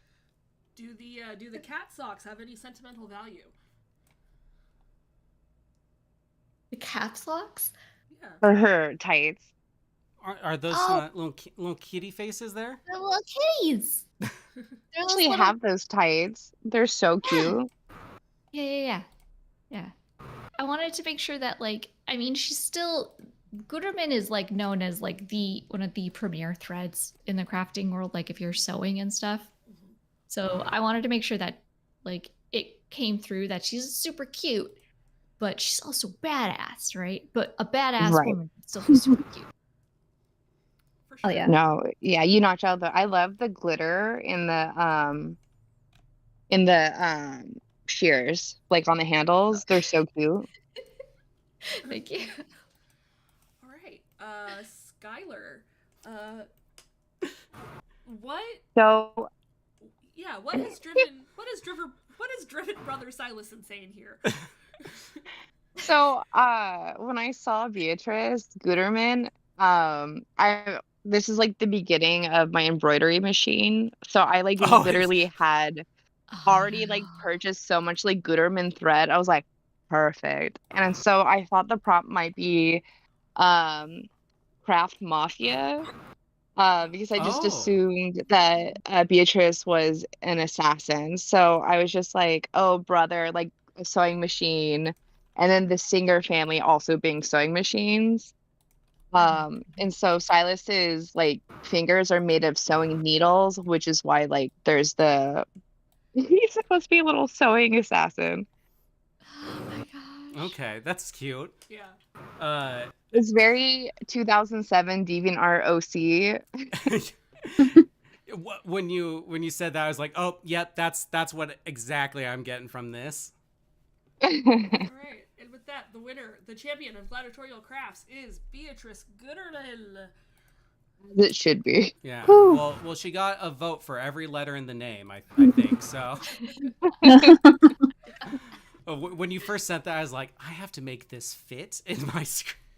But no, I love the long names. Like it reads a lot of history. Yeah. All right, up next, we've got the champion of mythical warfare. On the left, we've got Peachy has sent in Honey Pop, and on the right, Jelly has submitted Melipona. All right, Jelly, since you're here, let's get the deets. I am here. And so I'll be completely honest. I looked at like the daisy or sunflower like motif on this cannon thing that she's carrying in the leaf bag. Sort of like the earth toned outfit. And I was like, okay, naturey, and magic. We can see there's like magic coming out of the cannon. And then I saw the horn and the tail, and I was like, okay, unicorn. And so then I decided, my biggest fear was that it was going to be something specifically about unicorns, because I really didn't want to draw a unicorn. So I just took a leap, and I was like, we're not doing unicorns. How many of your family But members were killed by so I made a bee girl. She's got little antennas, and she's got her little bee booty, and she's got 4 arms, 2 on the side that you can see, and she's an archer. And I found that dandelion bag, and I was like, well, of course she has to have that. And then I had her dressing kind of cottagecore. Nice. Why do you hate unicorns? I think she's so cute. Jelly keeps dodging the question. We're like, Jelly, what's wrong with unicorns? Jelly's like, everything here is so magical. Yeah, nothing's wrong with unicorns. I just really didn't want to draw anything remotely horse related. Because then I would draw a centaur, and I really didn't want to do that. What did centaurs do? Yeah. Jelly just really doesn't like Well- horses, I think. If they're mythical, at least. Well, no, you know what? It was that time that we were drawing horses or horse sonas, and I drew the cursed one that everyone hated. Oh. And it kind of scarred No, me. I love Jelly Horse. Jelly Horse is my favorite thing ever. In fact, I was looking Okay, for that good. emote right now, and I'm sad I can't. No, I'm going to have nightmares. I just remember Jelly Horse. Where is that? If you're all in the Stab Discord, I'll post Jelly Horse. Also, when I got Peachy's submission here, I was like, oh, cool. I have a new crush now. Just badass girl with green hair, giant gun, everything I love. So, and gotta say, not the only character I feel that way about. Y'all make too many heart throbs. All right. Does anybody get Nate the Hoof Guy on their TikTok? Because just horses keep coming up, I have to know. The hoof guy? Nate the Hoof Guy? Is that where they clean the hoofs? Like they Oh. Yeah, they scrape and do the salicylic acid. Oh, wrap. I got that on my YouTube for sure. I've definitely stay up seen until it 3 past my a.m. page, but like I haven't stayed on that side of TikTok. You hoofed away? I oh, did, hoofing it. unfortunately. Wow. All right, and the champion of mythical warfare is Honey Pop. Yeah. It's so That cute. makes sense. She won Look at by, her. by just the tip of the horn. Oh, Yeah. someone was like, "That was so dumb." Oh. I'm actually just leaving the call. All right. All right. Round 6. B what? Where are we? B6. B6. Okay, the champion of cybernetic retirement. On the left, we've got the mechanized organism designed only for bingo by Eric. And on the right, we've got Granny Dabbers from Frankie Stein. Is Eric still in the chat? Yo, yo! Hey, dog. Yes, sir. So, tell us about Modab. All right. Well, you know what? We've lost the lore where people do the lore. So you know what? I'm bringing back. Yeah, bring lore back. The lore. Yeah. More lore. Yeah. That's right. More lore. Malore. Post Malore. Hello, hello, everybody. My name is the mechanized organism designed only for bingo. I was about to pass away, but I said, no, I have to play bingo forever. So, I went to Disney because I know that they've got a lot of weird shit going on in the background, and I said, keep me alive forever, and they said, you got it, buddy. So they transplanted my face and squished my little tiny body into this robot mechanism that floats. And now I host weekly bingo nights for the old people and all the animatronics at Disneyland. And I am the mechanized organism designed only for bingo. The only thing I'm capable of is playing bingo. Oh my gosh. And Milk, it was so close. Will you look at the number on that fucking little ball? What? The number. The number on the little. Oh, B4, and this is what? Round B6? Oh, so no bingo. Yeah. The only thing he can do is bingo, and he doesn't even win. Wow. Well, he's the announcer guy. Well, maybe he'll win retirement at least. Frankie. No. If you had a nickel every time you'd been peer pressured into doing an old lady voice on this show, you would have 2 nickels, which isn't a lot, but it's weird that it happened twice. How does that make you feel? Well, real glad to have 10 cents actually. Oh, okay. Really needed it. Can we up it to 15 by the and way, get some lore? Absolutely. I do want to say this is kind of, I think you're going to see this as a running theme. I do at some point when I get these pictures in, because as you can tell, I am the rookie. When you get these pictures in, I at some point forgot that the name of the game was to like try and match it to like the title, the champion. And I was like, how do I best incorporate this woman into this scene? So instead of like going, oh yeah, what, obviously this is a robot man. Why would a robot man be playing bingo? I went, this man's playing bingo. I have to make a grandma who does bingo. I enjoy the bong in the background. Well, Dabbers, that's pretty she, fucking dope. she's got a dab rig back there because she's Granny Dabbers. And if you know anything about bingo, like I obviously do too much, you know that those little things in front of her are also called the bingo dabbers that you like mark the bingo page with. And also like it's called a dab rig for like oils when you smoke those. So I was like, Granny Dabbers, she's smoking dabs while she's playing bingo. And actually, you know, since we're bringing up lore, I figured I did write a little something a while ago, just didn't think anyone would care. We care. I guess we're going with the bit that I came prepared.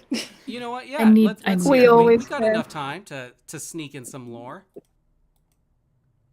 Well, you know,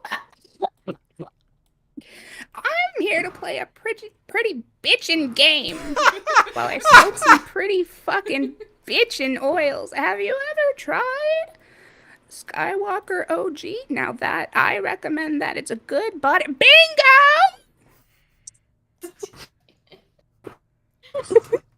That's her lore. We just got a Amazing. glimpse into my future. Yeah. Okay, so Mudab is the champion of cybernetic retirement. Which, you know, if he's the one running bingo and he just won, I don't know. Seems kind of like he might be rigging it, you know? Conflict of interest. Mhm. Yeah. Flabberoonie. We're going on to The next round, yes. conveniently titled B. 7. 7. The icons are so small. I've got to have it. Okay. The champion of infectious geometry. All right. On the right, we've got Dr. Din. Dr. Dino. What? By Sierra. And on the left, we've got Irrational Rex from Sketchy. Sketchy. Yes. Does Irrational Rex have any deep lore? He's very sick from being infected by geometry, and he's very irrational from it. He's spreading his little shape disease everywhere. I feel like it's Mountain Dew, right? yeah, it's Mountain Dew. Yeah, he's just doing the do. Yeah, Baja Blast and that gingerbread flavor probably got him fucked up. Is there any part of you that feels like assuming he is irrational just because he's sick is ableist? No, because it's he's so infected that it's coming out of his eyes and his nose. So. Okay. But I do like the idea that he's the one who gave Mr. Polka Dot his powers. This is another one of those prompts where it came to my mind. I was like, what the fuck would this even be? And then I was like, you know what? Let's see if anyone dares to have a hard one. So I asked Sketchy. I was like, you think you could handle it? All right. And then I'm gonna just take a stab at what Sierra was thinking. Yeah.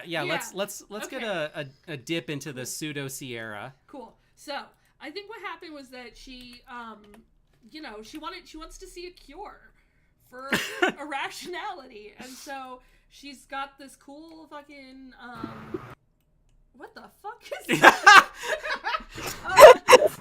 I like kept looking at this, and I just am truly Did she in draw awe in the of this. RXs? Like Yeah, she drew in the pills additionally. I'm like, is this like just throwing up medicine? And it's like, fuck, they would still charge even if doctors could just like vomit up medication. Oh yeah. I am unsettled by this dinosaur because I feel like I saw it as a child and knew its name once, and now it's just some fucking weird thing. You did, in fact. You did. There's a movie out there called We're Back. Yeah, and it did story. have an orange T-Rex in it. But this isn't a T. This is no. You're looking at the wrong dinosaur, my friend. No, the other dinosaur. I think it's called a Quetzal. Quetzal. I'm almost certain. Looks more like Petrie from the Land Before Time. Oh, he grew up with high ambitions. He's now Dr. Petrie. Yeah. Which Jurassic World movie is that one from? The next one. Doesn't matter. The new one. They take this. They take it from this. Chris Pratt versus Dr. Dino. Also voiced by Chris Pratt. I love Irrational Rex's. Like it has such like a pizza place 80s color vibe to it. Yeah. My partner said it looks like the decor from like 90s Taco Bell. Yes. Yeah. Oh yeah, 100%. I mean, coincidentally, I have looked like that at least a couple times after Taco Bell. So, okay, and with that, the winner is Irrational Rex. So the point goes to Sierra. Yay! Good Everyone job. just feel sorry that he's still sick, you know? Mm-hmm. What Yeah. killed the Yeah. dinosaurs? Whatever he has. Yeah, This exactly. guy. Exactly. That drawing is really tight, though. Both of these are so cool, but like, I just, I came up with infectious geometry, not even knowing if a good thing could come out of it, and Sketchy, you nailed it. Thank you. All right, moving on. Next, we're gonna figure out the champion of paranormal agriculture. On the left, Bree with Mystic Moo, and on the right, Kilessa with Bathmat. I think they both left chat.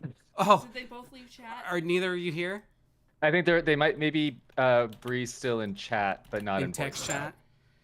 I will say, Kilessa, I looked at this so many times and just did not realize the name was Bathmat until, again, just like shortly until before the show. The texturing of it makes it look like a bath mat now that you've said, like when you read the name. I'm curious, since we don't have our two artists here. I was just gonna force two artists. Yeah. I was gonna say, yeah, just pick two random people and make them talk about it. I'm glad we're on the same page, Frankie. Hey, Jeff. What up? Do you want to talk to us about the process of coming up with Bathmat? All right, so first of all, I wear really strong glasses, and I was really struggling with trying to find the concept for bath mat. And as I was getting out of the shower, my 12th shower of the day, because I gotta stay clean, looked down at the bath mat. Blurry-eyed me looking down at that mat looked just like this guy right here, and that's where it came from. Okay. Fascinating. So, I mean, what is so demonic about the bath mat in your bathroom? It never gets cleaned, yet it's supposed to clean the bottom of my feet. How does that work? Never get the clean. Huh. You make a good point. I'm kind of also recognizing the link between Bathmat and Bahamut. Yeah. Oh yeah, that too. I mean, yeah, I meant that. That was also what I put in there. Good job. Yeah, good job. Yeah. Also, the magic spheres that are like the Doctor Strange-esque magic happening are also looks like little bath mats. Yeah, for sure. Hey, It's all bath mats, is what I'm saying. Yeah. Hey, Brian. Wait. Bath mats all the way down. I thought Brian was the one talking. Who was talking? I thought I heard Brian just a second. Where are you? He's hiding. He knows we're calling him out. Huh? Brian. This isn't Brian. Yeah. This is Blush, man. Yeah. There we go. No. Wrong You're beat. Brian. You're not only Brian now, but now you're Brian pretending to be Bree. Explain Mystic Moo. Oh, well, when I was drawing Mystic Moo, I really wanted to work with a lot of greens to make it, paranormal, because green obviously is the color of ghouls and ghosts and ectoplasm. And then I thought agriculture, threw that out the window and came up with a cow. Cool. Fuck agriculture, but it just happened to be a cow. Cows are agriculture of meat, right? I don't know what agriculture means. I didn't graduate high school. This has big, like, mid to late 90s Nickelodeon cartoon. Oh, yeah. Bree. It is very cool. I love it. Bree, Brian, Blush. What do the apples signify?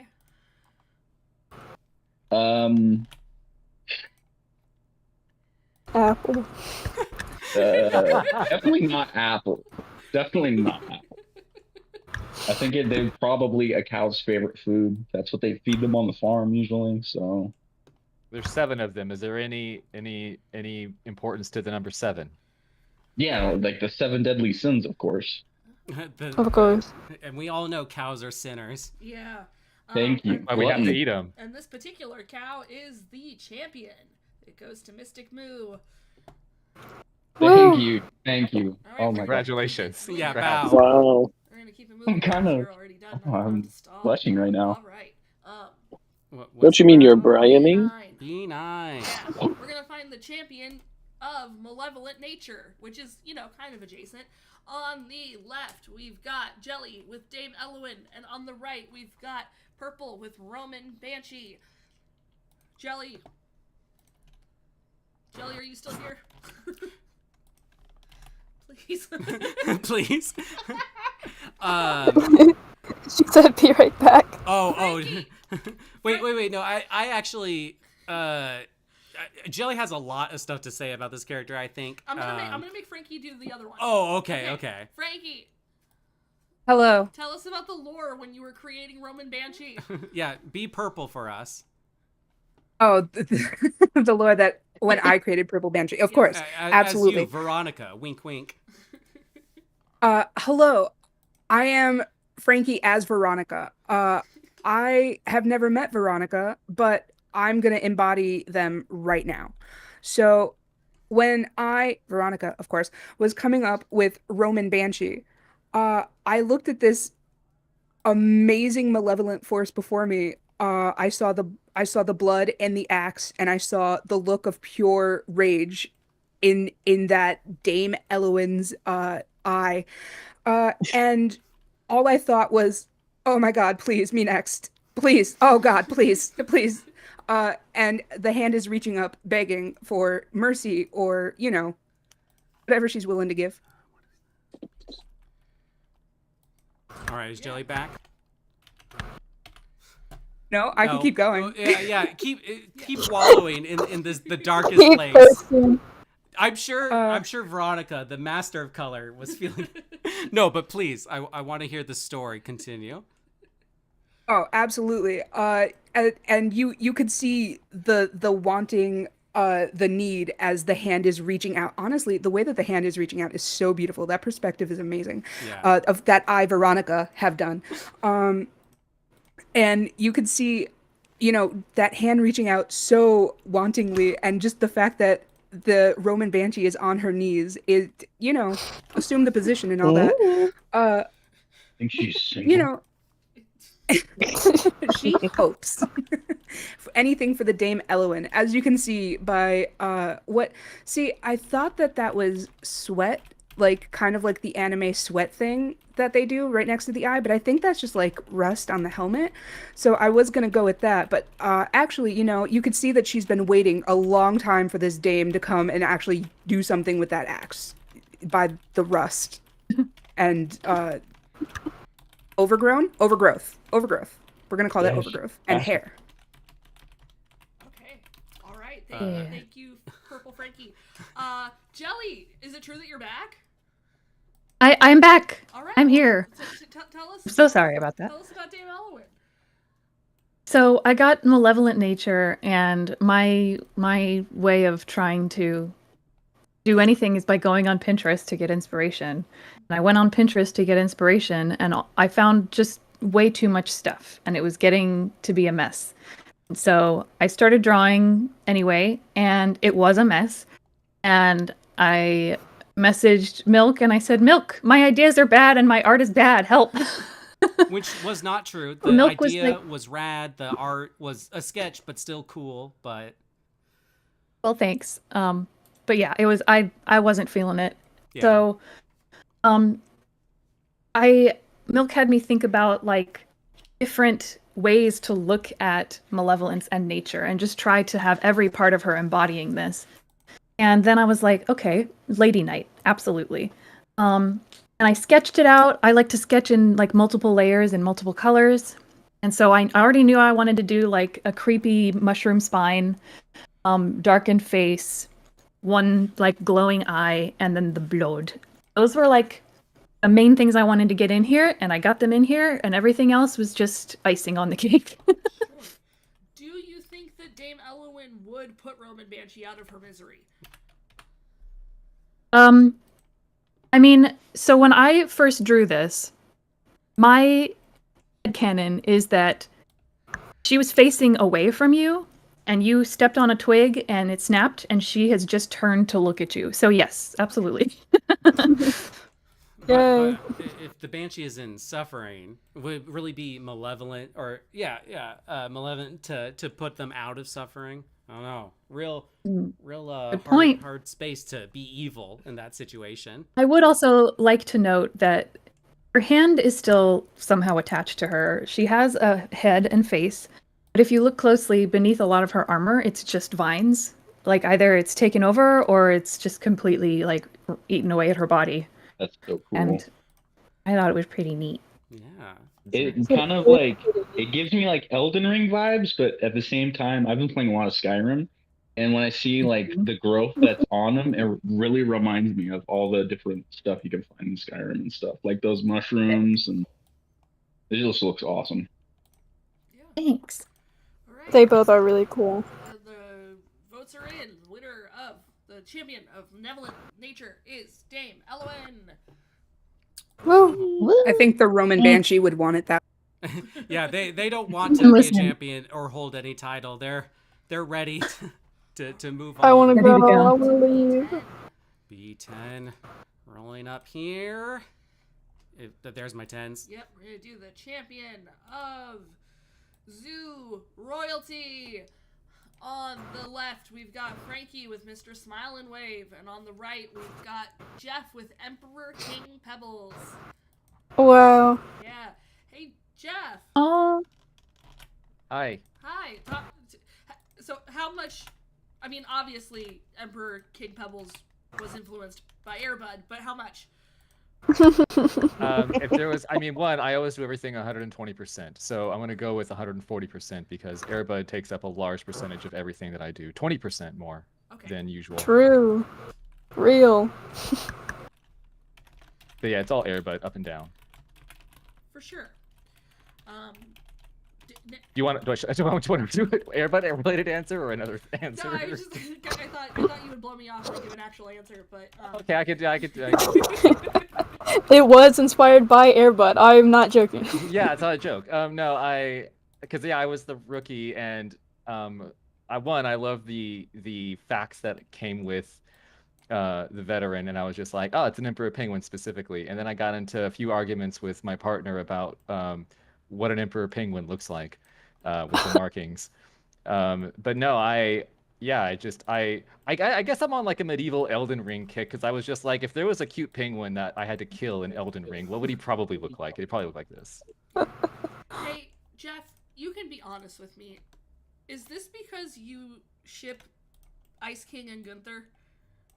I did, as Adventure Time has a lot of play into everything I do.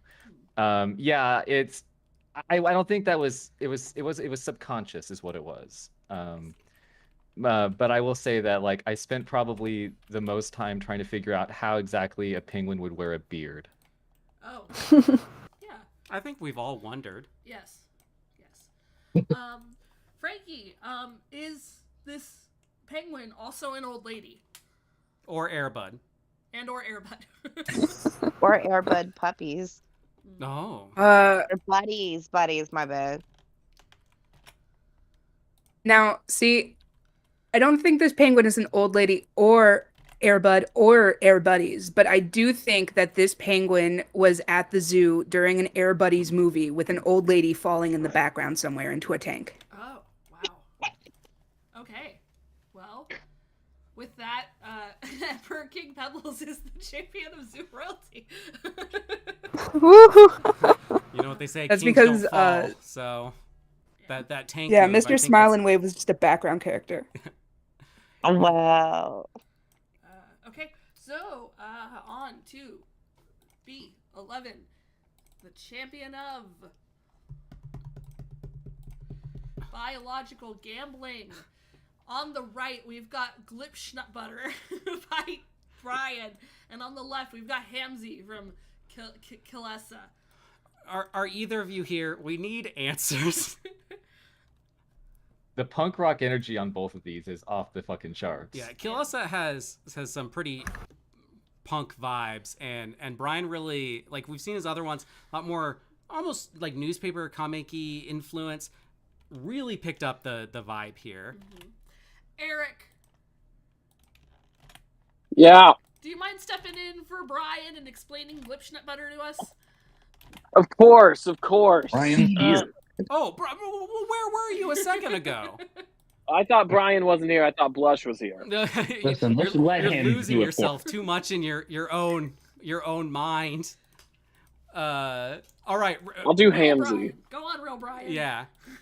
Eric, prepare for Hansy. But Brian, tell us what was the method here?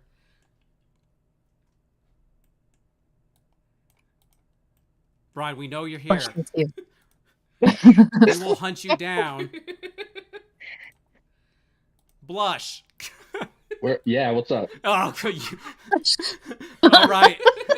Start answering. Tell us about the You Butter just Man. introduced yourself as Brian. No, that wasn't me, dude. That was Brian. I think he's playing a little joke. Who was the first dude that was supposed to explain? Oh my god. Oh. I'm pretty sure this round was just meant to break me. All right, listen, lips nut butter. What else is there to say? Look at the man. He's got some Timbs on, beautiful little teeth, his little antennae. It's very easy to see what I was going for, I think. No, you're right. Eric, tell us about AMC. Hamzy, I am the champion of biological gambling, for I am a giant middle finger. That's you go at the hand casino and you see me flipping you off. You know you shouldn't be gambling, but I'm watching you. I'm watching you, seeing you do exactly what you shouldn't be doing, but it's okay because Hamzy's here to make everything okay and make all your problems go away. Just keep gambling and giving me money, and I'm a Hamzy. I like to think he stares at Glipschnut butter while he gambles. With that big one eye. Yeah, Glipschnutbar wasn't a competitor. It was an ally. They're gambling together. They just like spot each other across the room, and it's like an Counting instant cards. connection, romance. Yeah. Hamzy is the champion. So I guess the Wow. Wingman Gambler like really brought Hamzy up. Yeah. There we go. All right, on to There you go. It's all about the lore, folks. Yeah. All right, the champion of That was some super crazy lore. natural entitlement. Neither of these people are. Well, we can't tell if Brian's here. Yeah, well, Brian or Blush or Benjamin. Yeah. The B man. Let's get some insight on Sir Spookums, because this design is rad. The name alone. Maybe we have to say it 3 times. You know, it does have some Beetlejuice kind of vibes too. You know. Do you have to say the tentacles. third 3 times as well? Yeah. I think we just need to stutter, and we might hear a glimpse of Brian or Blush after a minute. Oh. But yeah, I don't know. I feel like there is something supernatural about this bee man. And I don't know if it's how he can get this costume on by himself or just. Well, do you think it's a bee with a human mask on, or a human in a bee costume? It's like a pacifier kind of, or I guess it's just a really tight mask necklace. It must be. It must be. Bee. Yeah. That explains why the bee face is so mad, because this little mask is just so tight. Yeah. Oh, but really, any insights on design process that can be shared with us from mysterious bee named person? Sir Spookums. So when I created this little guy, we're going for a supernatural entitlement. So of course, you know, he's a hedge fund kid, okay, but he's also a ghost. So he died eventually, but he said, I want to keep making money. I don't care if I'm dead. Yeah. Okay, so you know, that capitalistic greed, he just kept getting that income. No one ever checked the title on any of his deeds. He's rolling in it. That's it. Yeah, Beautiful. I think it really fits it. Now, I like to think when he was alive and a trust fund kid, he still had those same eyes. Like that's not a ghost thing. I just realized. Oh, definitely. He lost his eyes when he was 3, so they had to replace it with magic 8 balls. I just realized that the bubbler is holding a jar of bees. Yeah. So does he like open them and just chuck a piece at people? Or maybe they're a snack, but Oh. Or children, if he's a bee. Spookums is the champion of supernatural entitlement. yeah. That There's a investing is bee. sound, I guess. All right, moving on. Ooh. We gotta kind of. We're almost. Yeah, we're getting real close. Last few rounds. We're so close, folks. Yeah. E13. They're out of order. It's the champion of plush artillery. On the left, we've got Zach with St. Mortimer, and on the right, we've got Bree with Beach Brawl Barbie. Who haven't I picked on yet? Well, hold on. Did Okay. you say Saint Mortimer? I said Sergeant Mortimer. Oh, okay. I thought you said Saint Mortimer, which, I mean, Sergeant, Saint, they're kind of the same thing, right?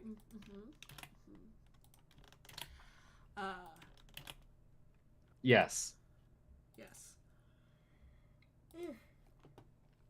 I love the little heart card up in Sergeant Mortimer's helmet there. I think that's a great detail. Yeah, isn't it? Just That was really cute.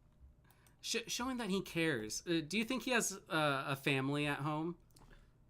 Absolutely. I like to think that when he gets home, they record one of those videos where the dog is all surprised and sees him, but instead of a hug, the dog just fucking rips him to Just rips him to shreds. shreds. Yeah. Just like, oh, finally, and just like, "Rah!" Absolutely tearing him apart. Do you think that do you think that war hardened Sergeant Mortimer, or do you think that he was specifically built in some sort of Build-A-Bear factory bred for war from the get-go? Definitely that one. Yeah. I mean, you know, it probably loosened some of his fibers. Like, war might have softened him up a little bit. He used to be a Care Bear until he got drafted.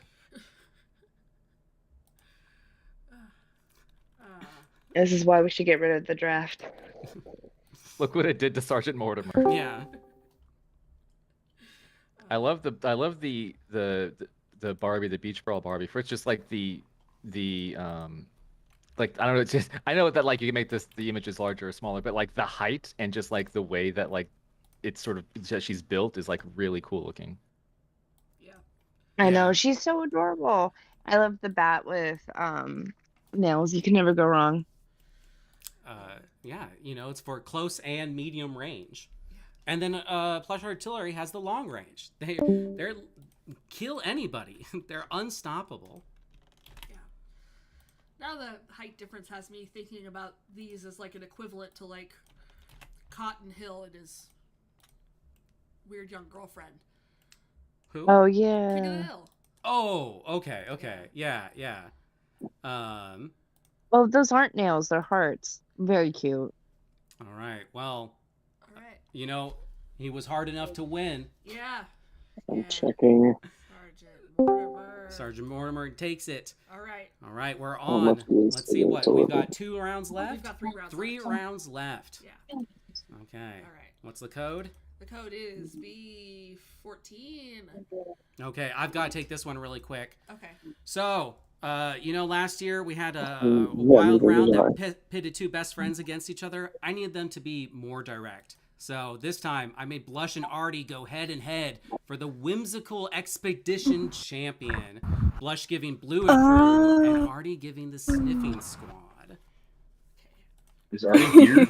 Artie's here. I am. I'm back. Okay. Just in time.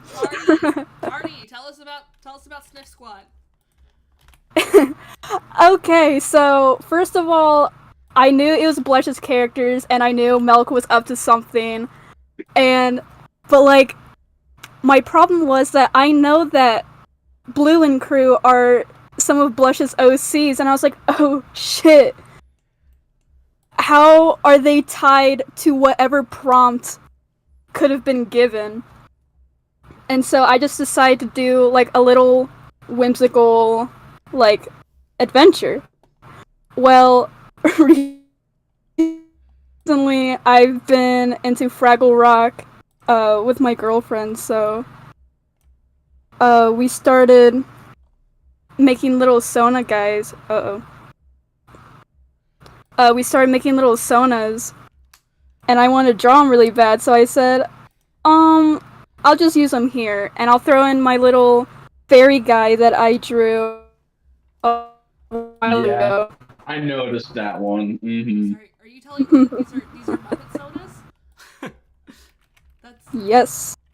That's my favorite thing, actually. Okay, so sorry, we didn't get to blush. Blush, any last words? No. Okay. Great. The winner is Artie. Yeah, everyone's down for the Muppets. All right, on to B15. Let's go. Second to last. Second to last. We've got the champions of Impractical Ornithology. Eric has submitted. Oh no! I did this in the right order. Yeah, the right Sierra order. has submitted Audubon the 12th, and Eric has submitted Jesse Jones, Seagull Slayer. Eric. How'd you get that photo of Yeah. Jesse? That is actually what I want to know. Yes. Yeah, Eric, you can't just submit a straight up picture. Well, listen, I can trace, I can cut out pictures, I can do whatever the fuck I want. Nobody's mad at Sierra for cutting out Sierra pictures puts of a multiple dinosaur. pictures. This is just Jesse. Yeah. Well, yeah, I mean, I got Jesse to pose for this picture. Look, it was a lot of work, okay? Oh, I see. Eric, I remember you getting this, and you were just like, "What is this?" Did you ever guess what the prompt could have been? I knew it had to do something with birds. So I got that right. But here, let me go into the lore for a second. Hey everybody, it's it's me, Jesse Jones. Welcome to post-apocalyptic Stab, where we have to slay and slaughter and eat seagulls for meat, so that we can continue to eat and survive, so that we can continue to put on shows for you. 12 nights a week, 7 nights a week here at Stab Comedy, except it's 12 because in the post-apocalyptic world, there's 12 nights in a week. That's why it's called 12 Nights at Freddy's. Yeah. That's right. All right. Jesse Jones, Seagull Slayer is the champion of Impractical Ornithology. We are on to the last. Right. Wow. I'm sorry, I rushed it because I thought you were already done. Yeah, I'm missing a button here because I forget what a P looks like. There we go. Yeah. The letter, and then if I can just get the right one, we're so close, and then you all can get the magic of Duel next. But let's just. Oh wait, we've got to get the feet in there. That's what people want. Yeah, I was scammed out of it earlier when it was when it was blurred out. Jesse's look really good in that one though. Milk, I want to promise right now that no matter where I am in the world, I will come back and alphabetize your life before the next Overdrawn. Yeah. All right, you ready, Frankie? Yes. Well, the final round is the champion of Weaponized Restraint. And on the left, we've got Artie with Bedbug Bite, and on the right, we've got Peachy with Sapphire Bones. Artie. Whoa. All right, so I was pretty lost for what to do with this one. So apparently my fallback is always dogs and will always be. So I thought just covering this guy with spikes and harnesses and muzzles, and I was like, yeah. That seems like a pretty good enough fit because I don't know what else to do for this one, not gonna lie. Yeah, so Blush thought I came up with Whimsical Adventure for him, but I actually came up with it for Artie, and then I was like, well, I'm sending it to Blush then. And then I came up with Weaponized Restraints for Blush, so I'm like, I'm sending it to Artie. And I think you did it really great. It's like not super obvious that's like, just a blunt like weapon of the restraint, but you do see how it's like weaponized here. And then I feel like Sapphire Bones does the same, not weaponizing in the sense of like a physical weapon, but making the restraints kind of have that special appeal, the little bit more sexy than naked by having that. So a hard one here. We got last few seconds, and The winner is Sapphire Bones. look at that. All right. It's because I kept the feet in. So let's see. Frankie, do you have our grand winner? No, because I have to take out the Oh. those. I have to delete them all. Yeah. Here. We'll. Oops. Yeah, Hold yeah. on 1 second. The math is mathing. Yeah. If I can just. There we go. All right. Our grand winner Is Jess. Woo! Woo! Yay! Jess. What? Y'all, I'm here. I'm here. Yeah, Yay. you won. Are you sure? I demand a Congrats. recount. Well, if you go over to the Stab Instagram, there is going to be a little poll for some secret extra rounds. But Jess, you're still the winner, but you're all winners, all amazing characters. Go to the Stab Instagram, Twitter, check our Discord. There'll be links and everything to all these amazing people. But sadly, I really do have to rush this all on the stage because there's a great show. The stream will go down literally just a second and then right back up. So stay tuned for the semifinals of Duel Duel 5. It's been going on for weeks. Great improv. Artists, do you want to all say goodbye? Bye. Bye bye. Bye. Thank Bye. you, everybody. All right. Thank you Thanks very for much. coming out to the show, Hulkamaniacs. We'll see you next year.